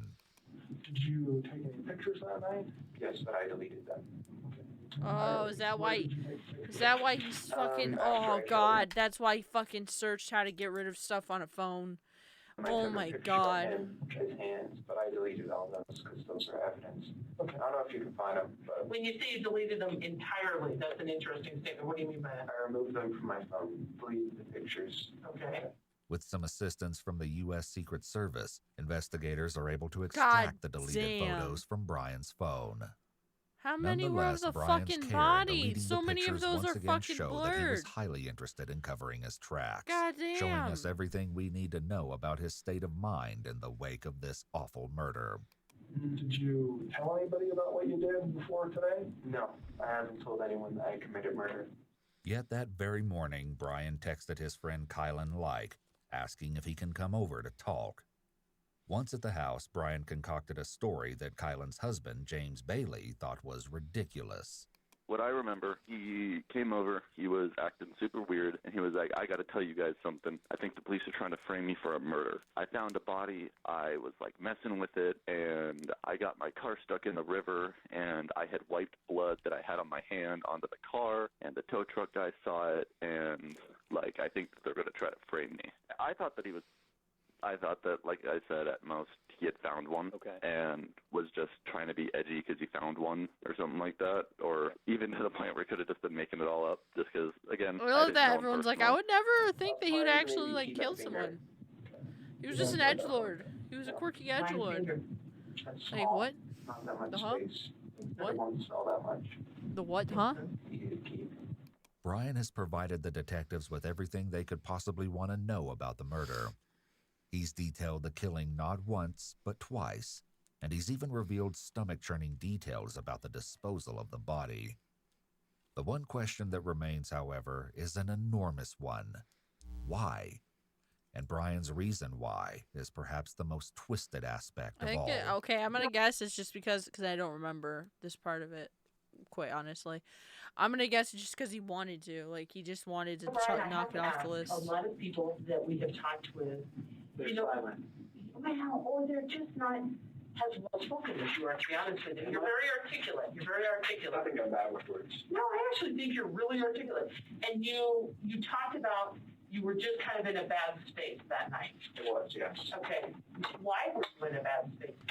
I didn't take my medicine, and plus for years I was wondering what murder would feel like, because read Ted Bundy and the Zodiac, they all say murder is the best feeling in the world. So I'm like, I'm going to try that. So for some time I had been wondering when it would happen. I always knew I would be in this building, whether it was as a criminal or a police officer. As shocking as it is that Brian's motivation comes down to a simple matter of sick curiosity, his last remark is almost more unbelievable. As mundane and evil as Brian's motive may seem, it's not one he made any attempt to hide. Even as he first talked to police in front of his house, the young killer was fully upfront about his curiosity. Like, for real human head and hands? Yes. From? That fellow who went missing recently. Which fellow was that? Warren Brown. Warren Brown? When did he go missing? The night of the 27th. Okay, and how did you end up with him? I murdered him. With what? A knife. Why would you have done that? I've always wondered what murder felt like. Brian's teachers were all asked an identical question. When Brian was arrested, were you surprised to hear that? No, I was not at all. Yeah, I remember when I saw the story on the news, damn. and, you're like, that name sounds so familiar, and then you're like, I guess I wasn't surprised, if that makes sense. I mean, I've been doing this for 23 years, and I know you can't really go off gut feelings, but I just always felt uneasy around Ryan. There was, and just like he needed much more help than we could offer him in a public school setting. And so when I saw that, I hated to see. I wasn't necessarily surprised that his path could have led to that point. Were you surprised to hear about what happened on the news? No, I wasn't. I was more let down by the system because, like, we had called it out that he needed help, like, with all those kind of flags were going off, and it still happened. Back in the interrogation, the detectives try to find out if Brian's curiosity was satisfied by the murder. So, to see what it felt like, what did it feel like? It was intense. It was a rush of adrenaline. My whole body was shaking. Not like out of fear. It was like, it wasn't fear. It was just pure, what's the word? Excitement? Excitement, I suppose. Yeah. Not excitement as in joy, just excitement as in increased heartbeat, sweating, that type of thing. Like an adrenaline jump. Yeah. Although I wasn't breaking the sweat killing the guy. It was quite easy. Well, did you enjoy it or not enjoy it? Did I enjoy it? I don't know. Sort of neutral to the whole thing. Jesus Christ. I didn't enjoy it, but I didn't hate it. If I go back that night, probably wouldn't have done it, knowing what it felt like, knowing how this will all turn out. I wouldn't have done it. What did you think it was going to feel like? I thought it would be the best feeling in the world. You said you didn't feel much of anything. Excitement. Oh, that's right. Okay. But other than that, no. Well, let us step out and figure out That's what's just, going I on can't next, with this, okay? bro. The I don't think I've interrogation is ever heard over, the actual and Brian interrogation seems highly footage. So satisfied to with have how him he's like cooperated with continue the the detectives. fucking He's enjoyed every vibe that minute he of has this of like he conversation, doesn't really and it care or seems he's that just he at happy. least It's partially just like achieved what? he set out to do. He seems to see himself in the same league as infamous killers such as Ted Bundy. Which is funny. Brian may be done 'cause talking on he camera, fucked up so but bad. he still has one last comment to make. According to Detective Bird's official report, it's like a when he walked whiteboard Brian to the booking wall. department, Brian smiled and said, "I feel like Hannibal Lecter right now." Brian Cohee Jr. fuck? pled not guilty by reason of insanity in January What the 2022. This plea triggered a psychological evaluation. Noting the matter-of-fact way he presented the details of the murder, the doctors asked him how he felt about the killing in retrospect. Brian said, quote, "Yeah, it's just kind of a thing that happened. It sucks, but it happened." When asked what about it sucks, Brian mentioned that he was now locked up. It couldn't only see his sucks friends, because and emphasized that he his really life missed video suffers. games and the internet. Cannot be a He gamer did not, anymore. however, express God any damn it. remorse for the victim. I don't know what's going to happen now. I don't know how we really got to get some kind of advice or find out what to do. Or if she has her own business here, and I have my own business, and I carry the same man's name as my son. Right. And now it's going to be all over the paper. Brian Cohee killed somebody. Right now, we can't do anything. Well, and, you know. We can't go anywhere. I'm not working anymore. She can't have any more kids anymore. Everything's over. It's all done now. It's over. And I kind of empathize with jury that too, ultimately because that rejected has the to suck insanity as well. defense and found Brian Cohee Like again, Jr. the parents guilty saw red on one flags, count but of I don't evidence think they tampering, ever thought he 2 was counts actually of going to tampering do with a something. deceased So for him to human body, do something like and that, 1 it's count just of like, murder well, in the first degree. Because, I mean, Murray going to jail for 15 years, probably. Contrary to Brian's estimations, he was sentenced to life in prison without the possibility of parole. He's currently serving out his sentence at Buena Vista Correctional Complex in Colorado Springs. Monique Lanati reflected on how she would want her friend to be remembered. If I had to say one word about Warren, he was amazing. A permanent metal art memorial was Warren installed was next here. to Monique's bridal downtown, carefully crafted to reflect Warren Barnes' favorite pastime. Okay, that's wholesome. I like reading that. books. It's sad, but it's wholesome. That wasn't, I mean, like I warned, the case is kind of, oh, let me turn the desktop off so I don't get smacked in the pee-pee by Twitch. The case itself fucking sucks because it's like, god damn it. There's never really a winner or like a really good outcome for a lot of these cases. I feel like the highlight of the case for me is the fact that the homeless person was reported and the person had people that were concerned for him. Because like I mentioned earlier, it feels like there's a lot of cases where unfortunately you have the homeless population and people go missing, and a lot of people write that off as, well, they're homeless, they probably, ended up going somewhere else, or they're just doing whatever they're doing. They could be doing drugs or other things, and they'll pop up eventually. And it's really sad because it's like those are the crucial hours that you would spend normally, or you try to spend normally, in an actual investigation, trying to get answers and find out what actually happened. And a lot of that crucial time is just completely lost in cases that involve homeless people, prostitutes, sex workers, things of that nature, because they don't have people that constantly check in on them or care for them like that, or know what they're doing. Even when you're talking about like sex workers, there's been a few cases that I think we've covered where you have a sex worker that goes missing and their entire family and their close friends didn't know about that aspect of their life. And because of that, they weren't really help in the investigation to try to figure out where the fuck they went. And that's kind of sad. Because it's like, fuck. But that's all I really had planned for this stream, because I knew it would only be a couple hours. It wouldn't be anything too crazy. It was just going to be one case. It's a lot to digest. I already shared the links for, like, resources in the case, in terms of, like, more information, boiled down information, and also a podcast, which I would definitely recommend checking out just anyway. Rotten Mango Podcast. Weird name for it, I know.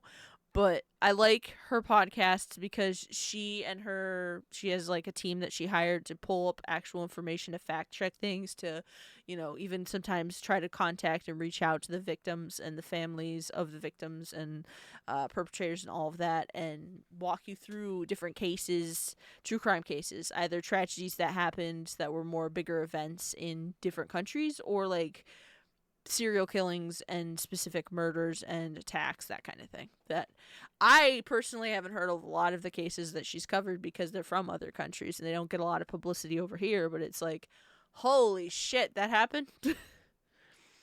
And she does occasionally cover cases that take place in the US, which is intriguing to watch. I think it was episode 350 for Rotten Mango Podcast is covering this specific case, but yeah.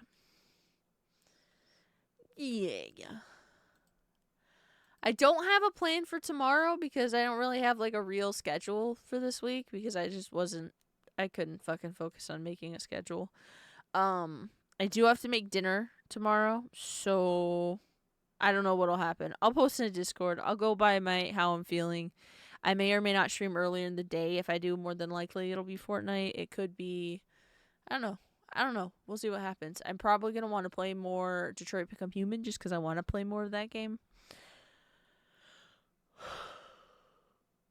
Maybe Cult of the Lamb, because I am excited that the Twitch integration seems to be working, and I'm kind of curious as to how it'll go with a few more people in chat.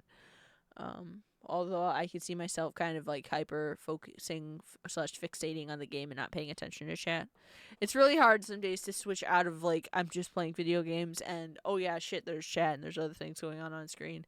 It can be hard to choose one thing to focus on, or to balance my focus in that way. So part of it will be just how tonight goes for me. I don't have anything planned, and how tomorrow morning goes, and I'll just go by ear. I'll go ahead and post in the Discord more than likely whatever I'm planning on doing, and just kind of do that. I am gonna stretch my legs. Oh, I got a message. It's a zombie message.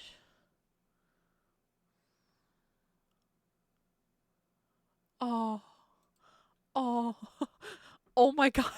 That's so sad. I'm gonna get up, stretch my legs, go make some food. Like I said, I got the stuff to do, or between the stuff that we had in the house, and I got a couple of things from the store. I got the stuff to make coleslaw, vegan buffalo chicken sandwich, and curly fries. So I'm gonna have delicious food. I might take like half an edible just to help me relax and calm down, and then I'll just kind of go from there. More than likely, I'm staying up late tonight, because it's always how it goes when I have no work the following day, because there's no repercussions for me staying up until like 4. No! Curly fries are the best fry. Fight me. There is no better option. What? The fuck?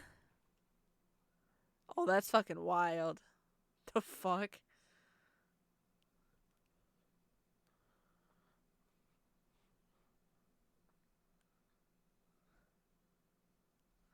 I'm just vibing to the fucking music.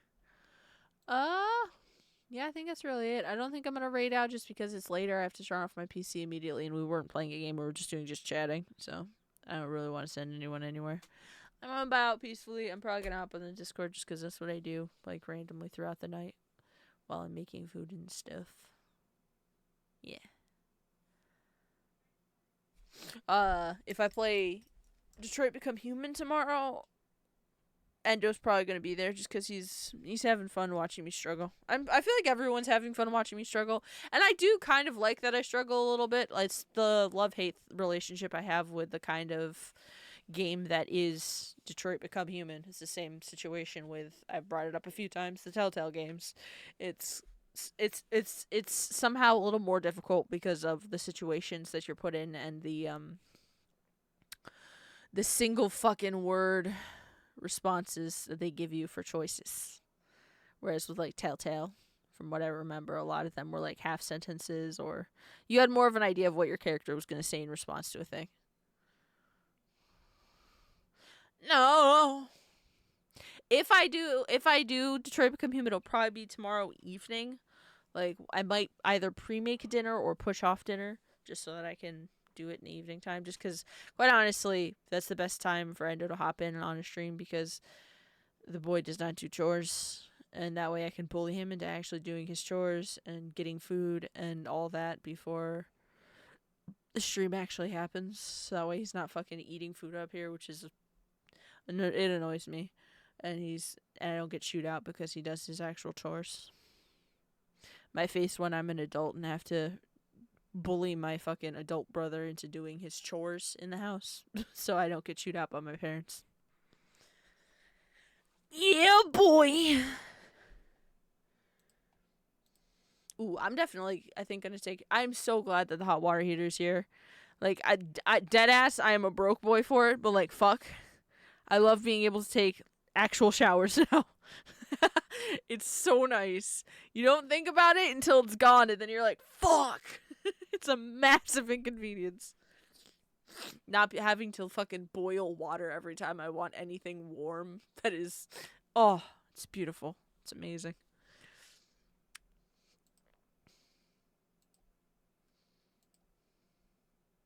What the hell? Let me clear out this. My face when I'm responsible for whether my adult relatives is basic chores and 8-year-old. But he has chronic pain, dude. And I'm not trying to be a piss baby about it because I understand. I am empathetic to the fact that he suffers from chronic pain, and I even kind of wish that I had that for me and he didn't have that, because I get that that comes with a lot of struggles and a lot of issues, and I would rather he doesn't have to go through that. But like, boy, you just have to fold laundry and vacuum. Like, it's really basic shit. There's no goddamn way. There is no goddamn way. Yeah, it is what it is. Everyone has their demons, and unfortunately with how my house fucking rocks, if I do anything with him, I have to make sure stuff is done or I get chewed out for it, and I don't have the energy to get chewed out over something. I don't want to deal with it. I'm in a place where, like, with certain games that I play with Endo on stream, I either get chewed out by a parent, either while it's live, where a parent will poke their head in my room, or send me a text chain, or, alternatively, I get chewed out by Endo if I don't involve him in certain streams, because he feels betrayed, and it's like, motherfucker, I can't win. I cannot win. I'm actually hungry. I'm excited to make food. It's gonna be good. I've been, like, really in the mood for buffalo seasoning, like the sauce. This shit just hits. Yeah, but that doesn't count for him because he wants to be here whilst things are happening. It doesn't count, you fool. Speaking of, I'm going to try to have the VOD for this stream up tonight. I know I always say that, but I mean it for real on God. I'm going to actually try. I'm going to try. If I don't have it up tonight, then I'm going to do it tomorrow morning before any content may or may not happen. Just because I would like to actually get the ball rolling back on that. I let it slip, and I don't want to do that. I mean, I'm also lacking brain matter, so it'd be like that.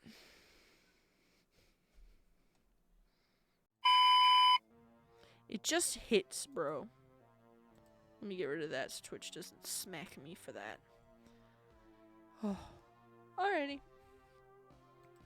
That was about as entertaining as I thought it would be. It was definitely educational. Like I said, it kind of kills me that these kinds of things happen.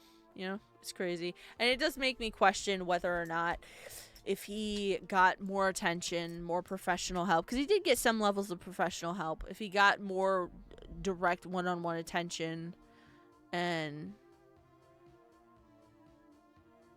what the fuck? What the fuck? It does make me wonder if he got more attention earlier on. Not that he didn't get any attention. His parents seem to have at least tried to a certain degree. I mean, getting him diagnosed, making sure he was on medication, or trying to do the medication thing, taking him to a few different counselors and therapists. There was something there. And it just makes me wonder that if he was always going to snap and something was going to happen eventually, or if he got more attention, if he maybe was either homeschooled or like tutored or something like that, so he didn't deal with all the stuff in school on top of like extra therapy and like that kind of thing, if that would have necessarily changed his situation. Cases like this always have me question that, because it's like, what if? Like, is this one of those situations where there's just never going to be a winner, where you could roll the dice on it every time? You could give him a different backstory, different upbringing, and it's still him, if that would change anything. And this is probably the closest case that I've had where I think about it in my own brain, and I'm like, I don't think that necessarily would have changed anything. I don't think it would have changed that he does get into more morbid things. I don't think it would have changed that he gradually starts to feel these things and think these thoughts. I don't think it would have changed.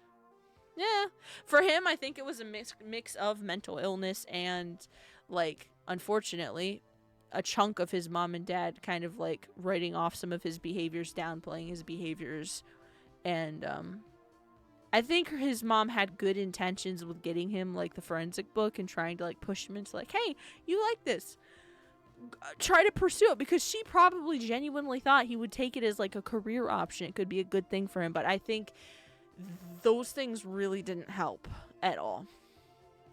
Like, at all. Although I am also curious in a case like this what his actual internet history was like, in terms of like, we saw search history, but like, what sites did he frequent? How regularly did he frequent them? That kind of thing also makes me curious, because it makes me wonder what kind of communities he was in, the type of people he surrounded himself with, because it's something that not a lot of people necessarily think about, but like, a lot of people that are quirky and a lot of people that suffer from certain things and are antisocial, they surround themselves with different communities online, and those can have, not to blame those communities, but sometimes that can have a bad influence on that person. Again, I still feel like for him it was probably a matter of time. What the fuck, zombie? What did you do? I feel like it was only a matter of time in his case where he would have caved and done something. Maybe not as quickly, maybe not as soon, but I feel like he still would have caved at some point and done something. Zombie, yeah, no links to porn sites. Come on, man. Come on, man. This is an adult stream, but we don't need that shit. This is not the site for that. No. Not okay. What the fuck? Alrighty. Give me an example of a site visit. Oh, god damn it. No. No. Not speculation. I would like an actual, legitimate history of what his internet was, who he hung out with in the digital landscape, what games he played mostly. I would love like an actual like pie chart / whatever of just like what he did, where he spent his time. Especially when you're dealing with younger killers and people who do true crime stuff and they're younger, that's always something that plays in my head. And also mental illness, because I will be honest, I feel like if I could see myself, if I didn't have the things that I had going on in my head, that, especially during my teenage years, I probably wouldn't have spent so much time on specific sites or interacting with specific people. I could see how that could have been my experience could have been way different if it wasn't for that. So, I don't know. It's just curiosity on my part. He played Sims 4, obviously. I feel like, I don't know about that, no. I don't know about that, Chief. Alrighty. I'ma peace out. I hope you guys have a good evening. I hope that your day has been okay. I hope it's been good. That would be epic. Thank you so much for watching. Thank you for listening. Thank you for lurking. Thank you for being here. It means a ton to me. Till next stream, friends. Goodbye.